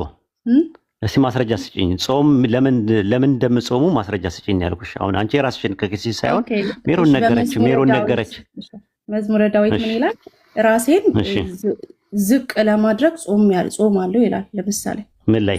ለምሳሌ ምዕራፍ 35 ቁጥሩን አላውቅም። ምዕራፍ 35 ቁጥር ስንት? እንጃ ስልየው እንደዛ የሚል ነገር የለም። ፈልገሽ አውጪው። የለም እንደዛ የለም አለ። መዝሙረ ዳዊት 35 አንድ ጊዜ እሺ፣ ምዕራፍ 35 ቁጥር ስንት? 13 ስቴውና ዛካይ ወይ 14 ወይ 13። እሺ እኔስ በታመምኩ ጊዜ ማቅ ለብሳለሁ፣ ነፍሴንም በጾም አደከምኳት፣ ጸሎቴም ወደ ቤቴ እመለሳለሁ። በጾም አማካኝነት እንደደከመ ነው የሚናገረው። ለምን እንደሚጾም አልተናገረም። እዚህ ጋር ጥያቄ ጠየቅኩት። ለማድከም ምን ችግር አለው? ስራ በመስራትም እኮ ሰው ሊደከም ይችላል። አሁን የጠየቅኩሽ የጉልበት ስራም ሰው ባሬላም እየተሸከመ ድንጋይም እየተሸከመ ሊደክም ይችላል። ያ ማለት እንትን ነው አይደለ? እኔ የጠየቅኩሽ ጥያቄ ከፈጣሪሽ ጋር ምጾሚው ጾም ለእኔ ነው ብሏል ፈጣሪ እንትን ላይ ማለት ኤርሚያስ ላይ ለእኔ ነው ብሏል። ኢየሱስም የጾመበት ምክንያት ለአምላክ ነው የጾመው። ለአምላክ ሲጾም ለምን እንደምንጾም ለአምላክ ለምን እንደምንጾም ነው የጠየቅኩሽ። ራሱ ለምንድን ነው የምንጾመው? ምክንያቱ የተጠቀሰውን ነገር ነው የፈለኩት እንጂ እዚህ ጋማ ጾም እንደሚያደክምማ ሀገር ያወቀው ነፃ የሞቀው ጉዳይ እኮ ነው። ኤሌመንተሪ ነገር ነው ራሱ። አንድ ሕፃን ልጅን ብትጠይቂው የ6 ዓመት የ7 ዓመት ልጅ ጾም ያደክማል ወይስ አያደክምም ብለሽ ብትይው ፍልሰታ ላይ ሲጾም እንደሚያደክም ያውቀዋል። ራሱ ቁርባን ሊወስድ ስለሚሆን ፍልሰታ ላይ ሰው ህፃናቶች ይቆርባሉ። አይተሽ ከሆነ የ6 ዓመት የ7 ዓመት ልጆች እና መጾም አለባቸው ቀኑ ሙሉ ማለት ነው፣ እስከ 9 ሰዓት ማለት ነው። ስለዚህ ጾም ያደክማል ወይስ አያደክምም ቢባል እንደሚያደክም ይታወቃል። ባሬላ መሸከምም ድንጋይ መሸከምም ያደክማል ራሱ። ስለዚህ አሁን ያደክማል አያደክምም ጾም አይደለም ጥያቄው። ጾም ለምንድን እንደምጾሙ መጽሐፋችሁ የሚናገረው ነገር አለ ወይስ የለም ወይ ነው ጥያቄው። አዎ እየተናገርኩኝ እኮ ነው። ምንድነው ለምሳሌ በጣም ህይወት ላይ ሀዘን ካለ ኦር ደግሞ ሪፔንት ኦር ደግሞ ኃጢአትን ሲኖር ይሆን ምናልባት ከሜሮን ነገረችኝ እንዳልል በእግዚአብሔር ፊት እያለቀስክ እየጸለይክ ሲኖር ይሆን። አሁን እሱ የአንቺ ኢንተርፕሬቴሽን ነው፣ ዩር ቨርዥን። አሁን ምንድነው የሜሮን ቨርዥን ነው ይሄኛው። ማን ነገረ ቢባል ወይ ጾም ለምንድን ነው የሚጾመው ክርስቲያኖች የሚጾሙ ሲባል አይ በእግዚአብሔር ፊት እንትን ማብራሪያውን ከየት አመጣው ሲባል ባቢሎን ቤት ሜሮን የምትባል ልጅ አለች፣ እሷ ነው ስታወራ የነበረው ብዬ ብናገር እርግጠኛ ነኝ ሰዎች የማስ ስፖርት ማጠናከሪያ ነው ወይ ነው ብለው የሚሉኝ ቶሎ ብለው። ስለዚህ አንድ አይሆን ምንድነው ጥቅስ አለ። እሺ ችግር የለውም። እኔ ብሉይ ኪዳን ላይ ብዙ የጾሙ ሰዎች አሉ ማምጣት የምችለው። ለምሳሌ ዳዊትን አይተናል። ጥያቄው ምንድነው? ሰዎች ጾመዋል አልጾሙም ነው ጥያቄው። ጾም የለም እኮ አላልኩም። እኔም የጾመ ሰው የለም አላልኩኝም። መጽሐፍ ቅዱስ ላይ እግዚአብሔር መጾም አለባችሁ ብሎ ግን እንትን ትእዛዝን አላወጣብንም። እሱን ካልክ ነው እሱ አይደለም ጥያቄው። ጾሙ ያለበትም ሰዓት አለ። እሱማ የነነዌ ሰዎችን ለ3 ቀን ጾሙ ምናምን ብሎ ያለበት እንትን አለ ራሱ የጾሙ አለ። አይ ለሁላችን ትእዛዝ እሺ ለቸርች ፋዘርስ 40 ቀን ይጾሙ ነበረ ራሱ በድንጋጌ ደረጃ በትራዲሽን። አሁን ባይብል ላይ ባይኖርም ትራዲሽናሊ በትውፊት ደረጃ የመጣ አለ ራሱ። ባይብልም ራሱ ትውፊት ነው ራሱ ስትመለከቸው። ቸርች ፋዘርስ በአጠቃላይ በ40 ቀን የሚጾሙት ነገሮች አሉ። ቅዳሜና እሑድን አንስተው የኢትዮጵያ ውስጥ ሁዳዴ ብለው ታላቁ ጾም የሚባለውን 50 ቀን አድርገውታል። እነ ሉተራንም ይጾማሉ፣ አንግሊካንም ይጾማሉ ያንን ጾም፣ ኦርቶዶክስም ካቶሊክም ይጾማሉ፣ በውጭ ዓለም ማለት ነው። አላቅም በኢትዮጵያ ሉተራን ይጾሙ አይጾሙ። አሁን ጥያቄ የሚነሳው ከየት መጣ ይሄ ነገር ሲባል ከኢየሱስ ክርስቶስ ትእዛዙ መጥቶ ነው 40 ቀን ጾሙ የሚለው ነገር ኢየሱስ ነው ትእዛዙ የሰጠው ተብሎ ነው የሚባለው። ኢየሱስ ክርስቶስ አላዘዘም እኮ ትራዲሽናሊ የመጣ ነገር ነው። ቸርች ፋዘርስ ላይ ትራዲሽናሊ የመጣ ነው። ትራዲሽናሊ ኢየሱስ የተናገረው እና በኦራል ፎርም የመጡ ነገሮች አሉ፣ ግራፊክ ፎርም አለ። አሁን ግራፊክ ፎርሙ ላይ ስለሆነ አይደለም ትእዛዝ ተሰጥቷል አልተሰጠምም አይደለም የኔ ጥያቄ ጾም ለምንድን ነው የምጾሙት? ሪዝኑ ለሪፔንታንስ አልኩኝ። ለምሳሌ ለሐዘን የት አለ ራሱ? እሺ ጥቅስ የት አለ ራሱ? ኢዩኤል 2:12 እሺ ኢዩኤል 2:12 ትንቢተ ኢዩኤል 2:12 እኮ ጾሙ ነው የሚለው። ጾሙ ነው ለምን እንደሚጾም አይናገርም ራሱ። እሺ ትንቢተ ኢዩኤል ምዕራፍ 2 ቁጥር ስንት? ያ ቁጥር 12። እሺ 2:12 ላይ አሁንም ይላል ያህዌ በፍጹም ልባችሁ በፍጹምና በለቅሶ ልባችሁ ወደ እኔ ተመለሱ፣ ልባችሁን እንጂ ልብሳችሁን አትግደሉ። አምላካችሁ ያህዌ ቸርና መሐሪ፣ ቁጣው የዘገየ ምሕረቱ የበዛ ለክፋት የተጸጸተና ወደ እርሱ ተመለሱ ይላል። የሚመለስም እና የሚጸጸትም እንደሆነ ለአምላካቸው ለያህዌ የእህልና የመጠጥ ቁርባን የሚሆኑ በረከትን የሚያተርፍ እንደሆነ ማን ያውቃል አለ። ስለ ጾም እዚህ ጋር አውዱ ላይ የለም። ጾም የሚል ነገር አለ እዚህ ጋር ስለ ንስሐ ነው የሚናገረው እኮ። ንስሐ ለማድረግ ይጾማል። ስለ ጾም ነው የጠየቅኩሽ እኮ። የት አለ እንደዛ የሚለው ነገር? አሁን ሜሮንዬ ኮንቴክስቹዋል የሆነ አፕሮች ኮንቴክስቱ ላይ ምንም የሚናገረው ነገር እዚህ ጋር እንደ ጾሙና እንደ ጸለዩ ማንበብ አለብህ። አውዱን ተከትለህ ስትገቢ በምን አይነት መልኩ መግባት እንዳለብሽ ይናገራል እንጂ አንቺ እንደምትመለከችው ስለ እንትን አይናገርም። ማለት ጾም የሚጾምበትን ምክንያት አይናገርም። እኔ የጠየኩሽ ለምን እንደሚጾም ምክንያቱ ነበር የጠየኩሽ። ችግር የለውም ከዚህ በላይ እንትን ማለት ነው። ዝም ብሎ በቃ ከእግዚአብሔር ጋር ለመቅረብ ለጸሎት እሱ ያንቺ ዩር ኢንተርፕሬቴሽን ዩር ቨርዥን ባይብል ላይ ነው የጠየኩሽ ያለሁት። ከሜሮን ከኪሷ አውጥታ እንድትሰጠኝ አይደለም የፈለኩት። እሱን እሺ አንድ ሰጠሁሽ። አንድ ጥቅስ ሜቢ ላስት ብዬ የምሰጥህ አንድ ጥቅስ አለ ልስጥህና እሱ ካልሆነ ለምን እንደምንጸልይ ካላስረዳ እንግዲህ አምናሹር ቢካዝ ችግር የለውም። ምን ጥቅስ ላይ ያልሆነ ነገር ስለሆነ መርቂልኝ አንድ። እሺ ልመርቅ።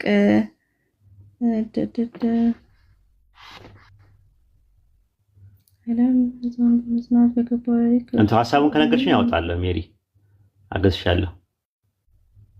ሀሳቡን ብቻ ንገሪኝ። እሺ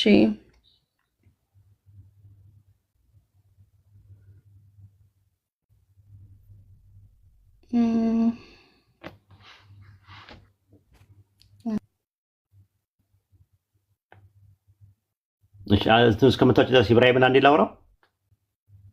ጥሉ ችግር የለውም። እሺ ኢብራሂም አሰላም አለይኩም። ወአለይኩም ሰላም ወራህመቱላሂ ወበረካቱ። ኡስታዝ አንተ በሚቀጥለው ምን ታወጣልኛለህ? ብሉ በአፈር እስከምትበሉ ጠጡ ወደ እኔ እስክትመጡ የሚለውን ጥቅስ ታወጣልኛለህ። እሺ አንተ ቀጣይ ማለት ነው። እሺ ሜሪ ቀጥይ።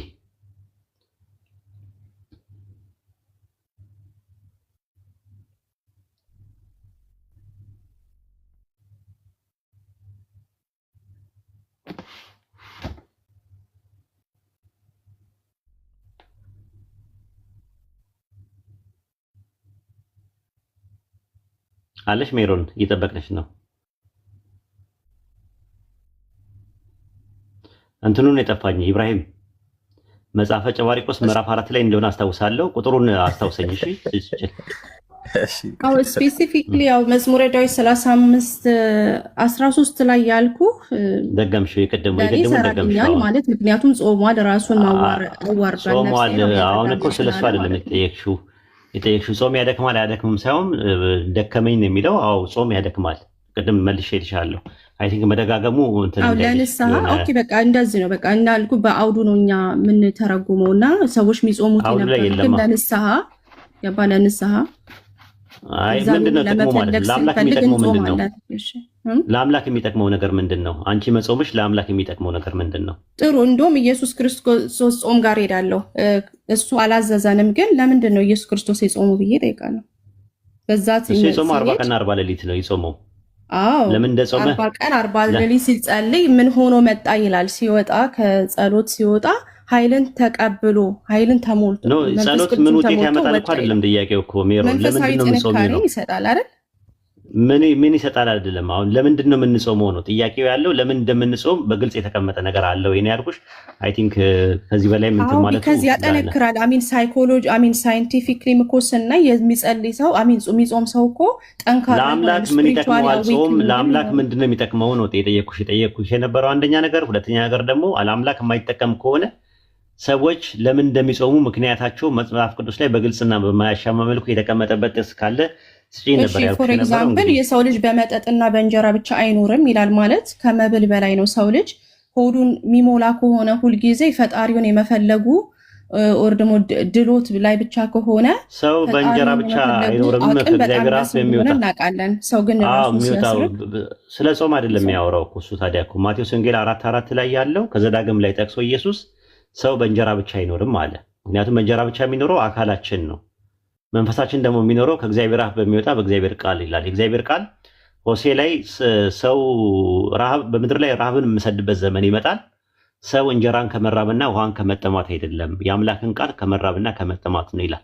ስለዚህ የአምላክ ቃል ራሱ እንደ ምግብ ሆኖ ማቴዎስ 6:9 ላይ የዕለት እንጀራችንን ስጠን ዛሬ ሲል እንጀራ የተባለው ዮሐንስ ወንጌል 6:51 ላይ ከሰማይ የወረደ እንጀራ የተባለው የህይወት እንጀራ የተባለው ትምህርቱ ነው፣ ቃሉ ነው። ስለዚህ ምን የምናገረው ቃል ህይወትን መንፈስም ነው፣ ስጋ ምንም አይጠቅምም ብሏል። ገባሽ? የሚያወራው ነገር ማለት ነው። ስለዚህ ስለ ስፒሪቹዋል ፉድ ነው የሚያወራው። ስፒሪቹዋል ፉድ ያስፈልጋል። እኔ የጠየኩት ጥያቄ ጾም ለምን እንደምትጾሙ ምክንያታችሁ ለምን እንደምትጾሙ ይሄ ምክንያቱ ምን ነበር ጥያቄ ጠየቁት። ምክንያታችሁ እኔ ከተረዳሁትኝ ምክንያታችን መጽሐፍ ቅዱስ ላይ ያሉ ሰዎች አምላክን ለመፈለግ ለንስሐ ለጸሎትና ለመመሪያ ሲጾሙ ስላየን ገባ። ነገር ግን ጾምን ለምን ተጠቅመውበት አይደለም አልቀረበብንም። እንደዚህ ስላየን እኛም እንጾማለን አይደለም። ፈለግ እንከተላለን። ጾም ስፔሲፊካሊ ትእዛዝ ሆኖ ተሰጥቷል አልተሰጠም፣ ወይም ደግሞ የጾሙ ሰዎች አሉ ወይም የሉም ሳይሆን ጥያቄው ጾም ለምን እንደሚጾም ምክንያቱ መጽሐፋችሁ ላይ የተገለጸ ነገር አለ ወይስ የለም ነበር።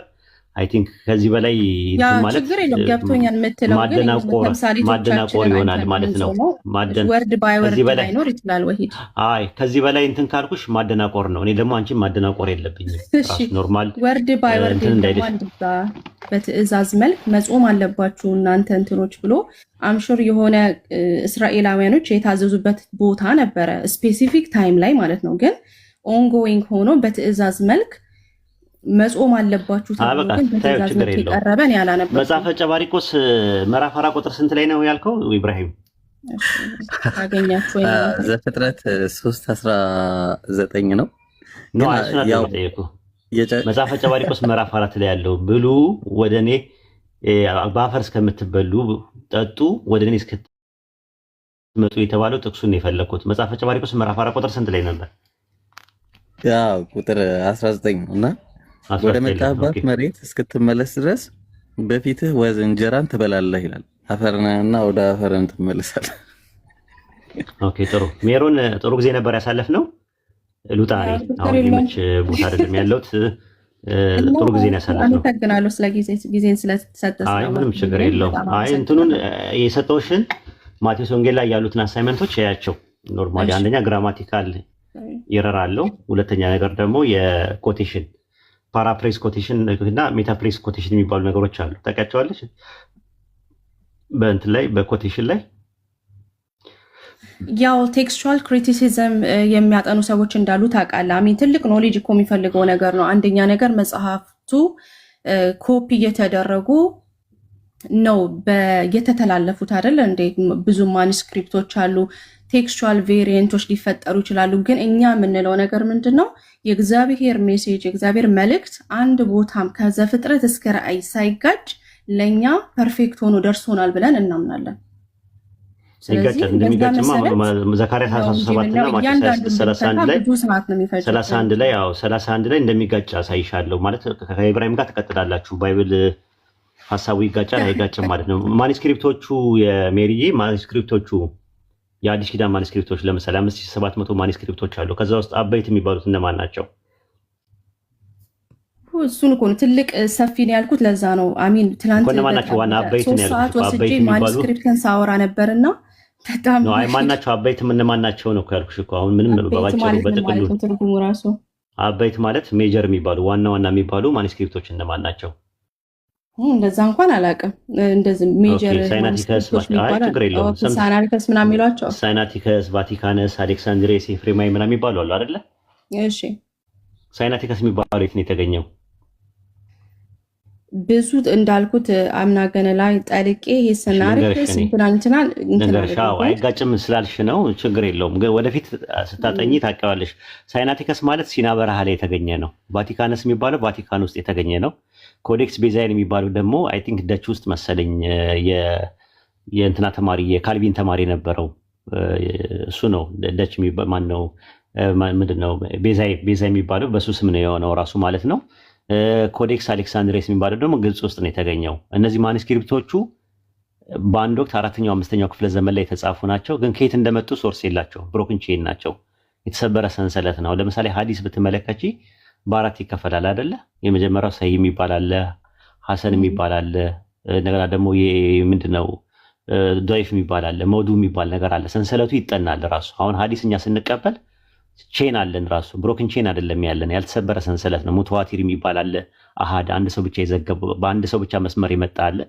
እንደገና ደግሞ ከ20 በላይ በሆኑ ሰዎች ደግሞ የመጡ ነገሮች አሉ፣ ሙተዋቲር ይባላል። ልክ እንደዛ ባይብል የለውም ራሱ። አዲስ ኪዳን ከየት እንደመጡ አይታወቁም እነዚህ ማኑስክሪፕቶቹ፣ ሶርሱ ማለት ነው። እንደዚህ አሁን ቼን ከሐዋርያት አሉ፣ ከሐዋርያት ቀጥሎ ከከሌ ምናምን ተብሎ የመጣ ነገር የለውም ማኑስክሪፕቶቹ። ከማኑስክሪፕቶቹ ውጪ በአጠቃላይ ያለው እንደውም የተሻለ ነገር አለው፣ በቃል የሚነገረው ነገር ነው። ኦራል ቸርች ውስጥ የነበረ ኦራል ፎርም ላይ የመጣ የነበረው ትራዲሽን ነው፣ ትውፊት የሚባለው ነገር ማለት ነው። ከዛ ይልቅ ከማኑስክሪፕቶቹ ይልቅ ማለት ነው። እና እነሱ ራሳቸው እርስ በርስ ራሱ ግጭት አላቸው ማለት ነው። አንደኛው ከአንደኛው ጋር በደንብ አድርገው ነው የሚላተመው። የሀሳብም ልዩነት አለው፣ የቁጥርም ልዩነት አለው፣ የስምም የቃላትም ልዩነት አለው ማለት ነው። እና አይጋጭም ብለሽ 4 ነጥብ ላይ ስደመድሚ ያው አደጋ አለ። አይጋጭም። አዎ ለምን መሰለ ቴክስቹዋል ቬሪዬሽን እንደውም ስተዲ ተደርጎ አይ ቲንክ የሆነ ፕሮፌሰር አይችሉም 20 ዓመት ቋርጧል። ፕሮፌሰር ምን እንዳለ ታውቃለህ? ክርስቲያን ራሱ ፕሮፌሰር ነው። ቴክስቹዋል ቬሪዬሽን doesn't change the gospel ብሎ ያውም ክርስቲያን ያልሆነ ፕሮፌሰር does not change the core message of God ስለለፈውን ብሎ ስለደረደናል እንትና ፕሮፌሰር ባርቴርማንና ዶክተር ዳንኤል ዋላስ ዲስከስ ያደረጉበትና የተቻለ ሁለቱም የአዲስ ኪዳን ስኮላር ናቸው። አንደኛው ሊብራል ነው፣ አንደኛው ደግሞ ኮንዘርቫቲቭ ነው። ኮንዘርቫቲቭ የኛው ነው ዳንኤል ዋላስ ነው፣ ያኛው ደግሞ ሊብራል ስኮላር ነው። በጋራ የሚያስማማን ነገር ምንድነው? ቤተክርስቲያን ባይብልን በርዘዋለች ብሏል። የስክራይበሩ ተበርዟል ብሎ ነው የሚያምነው። ተበርዟል የሚለው መጨመር፣ መቀነስ፣ መሰረዝ፣ መደለዝ፣ ማረብ፣ ማስተካከል ነገር ገብቶበታል ብሎ ነው የሚያምኑት ሁለቱም። የጋራ ነገር ቪዲዮን ልክልሻለሁ ከፈለግሽ መፈልጊ ከሆነ ማለት ነው። በዚህ ደረጃ ነው የሚያምኑት እነሱ ማለት እናንተ ነው እዚህ የሚጫወቱበት። ታውቃለህ የኛ መጽሐፍ ቅዱስ ነው እንደውም ቬሪ ኦነስት የሆነ መጽሐፍ ቅዱስ። ለምን ብዙ ማኑስክሪፕቶችን እንኳን ኮምፔር ማድረግ ትችላለህ። ይሄኛው ከዚህ ወጥቶ ነው ይሄኛው የተፈጠረው እንዲሆነ ማኑስክሪፕቱ ከየት መጣ ነው ጥያቄው እኮ። አሁን ለምሳሌ ኮዴክስ ሳይናቲከስ ከየት መጣ? እስቲ ቼኑን ንገሪኝ እስቲ። መስመሩ ከየት ነው? ከ4ኛው ክፍለ ዘመን ላይ ሲጻፍ ከየት ነው የመጣው መስመሩ? አይኔ አሁን ስፔሲፊክ ንቀታቸው ነው የሚገርመኝ። ይንቋችኋል። በቃ የሚንቋችሁ ሜሮን የሚንቋችሁ ነገር ነው የሚገርመኝ። ስኮላሮቻችሁ አያውቁም ብለው አያነቡም ብለው ስለሚያስቡ ይንቋችኋል። እነሱ እያወቁ አይነግሯችሁም ብዙ ነገር ራሱ ማለት ነው። ብዙ ነገሮች አሉ። አሁን ለምሳሌ ማርቆስ ወንጌል 16 ከ9 እስከ 20 ድረስ ያለው ያመነ የተጠመቀ ይድናል፣ ፍጥረትን ወንጌል ለስልብ ስበኩ፣ ያላመነ ይፈረድበታል፣ ያመኑት እነዚህ ምልክቶች ይከተላቸዋል፣ በስሜ አጋንንትን ያወጣሉ የሚለው ማኑስክሪፕት ላይ አለ ከ9 እስከ 20 ድረስ ያለው ማርቆስ ወንጌል 16:8 ላይ አይደል የሚጨርሰው? እግዚአብሔር ለእኛ የሚጠቅመንን ነገር አስተላልፎ ይኸውልህ አለ ወይ? ግሪክኛው ላይ አለ ወይ ነው የጻፈው ደብዳቤ እኮ አንዱ ደብዳቤ አልተገኘም። ጥያቄ ሌላ ነው። ከኢትዮጵያና ከኤርትራ ነው ከኤርትራና ከኢትዮጵያ በኢኮኖሚ ማን ይበልጣል ብዬ ጥያቄ ሳቀርብልሽ ስለ ሱዳን አታውሪ።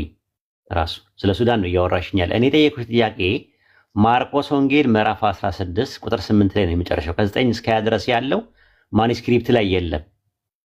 ለምንድን ነው ከ9 እስከ 20 ድረስ ያለው? አሁን ሁሉም ሰው ክርስቲያኖች አሁን ሁሉም የሚጠመቀው ያመነ የተጠመቀ ይድናል፣ ያመኑት እነዚህ ምልክቶች ይከተላሉ፣ በስሜ አጋንንትን ያወጣሉ፣ በአዲስ ቋንቋ ይናገራሉ፣ ወንጌልን ለፍጥረት ስበኩ የሚለውን ስብከታችሁን የምታጧጥፉት ሲያጧጥፉት ጸጥ ብለው ከላይ ያሉት እንደሌላ ያውቃሉ። ኢቭን አሁን ቲክቶክ ላይ ራሱ አንዳንድ ውርውር የሚሉ ሰዎች መተው መርዶን እንንገራችሁ ማለት ጀምረዋል። ለምን? ማርቆስ ወንጌል የሚያበቃው ምዕራፍ 16 ቁጥር 8 ላይ ነው። ከ9 እስከ 20 ድረስ ያለው 12ቱ ክፍል ጭማሪ ነው ብለዋል። ዮሐንስ ወንጌል ምዕራፍ 8 ላይ ያለው ከ1 እስከ 11 ያለው ጭማሪ ነው። አንድ ኃጢአተኛ ሴት መጣች። ከዛ ሊወግሯት ሲመጡ ከእናንተ ኃጢአት የሌለባት ይውገራት አለ። ኢየሱስ ያንን ነገር አላለም። አያውቁም አይደለም። ዮሐንስ ወንጌል ዮሐንስ አያውቁም። ዮሐንስ ያልተናገረው ነገር ተዋሽቶበታል። ኢየሱስ ተዋሽቶበታል። ለምንድን ነው የሚደብቋችሁ? ለምንድን ነው የማይነግሯችሁ? ይህንን ነገር ለምንድን ነው የማይነግሯችሁ? ለምንድን ነው አሽቀንጥረው የማያወጡት? ምንድን ነው ሰው አያነብም ብለው ነው? አያመራመርም ብለው ነው? ይሄ ውስጥ ያወጣላቸው ኮዴክስ ሳይናቲከስ ነው የያዝከው? ሳይናቲከስ ነው። ኮዴክስ ሳይናቲከስ አውጣላት ማርቆስ 16። ለምንድን ነው በዚህ ደረጃ የሚንቋችሁ? ይታይሻል። ቁጥር 8 ላይ ነው የሚያበቃው። ማርቆስ ወንጌል 16 8 ላይ ነው። ከ9 እስከ 20 ድረስ የሚባል ነገር የለውም። ዮሐንስ ወንጌል ላይ ገባላት ምዕራፍ 11 ከ1 እስከ 11 ድረስ ምዕራፍ 8 ቁጥር ከ11 ጀምሮ የለም። ከ1 እስከ 11 የለም። ይታይሻል። የለም ራሳቸው ጨምረው እኔ የዓለም ብርሃን ነኝ ከሚለው ነው የሚጀምረው ኢየሱስ። ክርስቲያኖች ደብቀዋል። ይሄንን ተደብቋል። ያሁን ላይክ ፎር ኤግዛምፕል ተደብቆ አይደለም ተጨምሮ ነው እኮ የምልሽ። የተጨመረ ነገር ነው። ፉትኖት የሚባል ነገር አለ አይደለ? ኤክስፕሌን አድርገው የለም ግሪከኛው ላይ እኮ ማለት ኢሹ እንደሆነ ኢግኖሬጅ ተደርጎ ፉትኖት ተቀምጧል አይደለ? ስለዚህ ምንም ፉትኖት ላይ የለም ነው የሚለው እኮ ነው። እኛ እኮ ለምን ትጠቀሙበታላችሁ? ያምላክ ቃል ነው ብላችሁ ለምን አሁን ትጠቀሙበታላችሁ እኮ ነው እኛ ፖይንታችን። እንዴ ማለት እናንተ እኮ እየተጠቀማችሁ ያመነ የተጠመቀ ይድናል እያሉ በየጥምቀቱ አይደል እንደ ኦርቶዶክሶች ጥቅስ እየጠቀሱ ቲሸርት እያሰሩ የበሽሽቅ ከኛ ጋር የያዙት መንገድ ላይ እያደረጉ ያላመነ ይፈረድበታል እያሉ ያመነ የተጠመቀ ይድናል ማለት ስላልተጠመቃችሁ አትድኑም።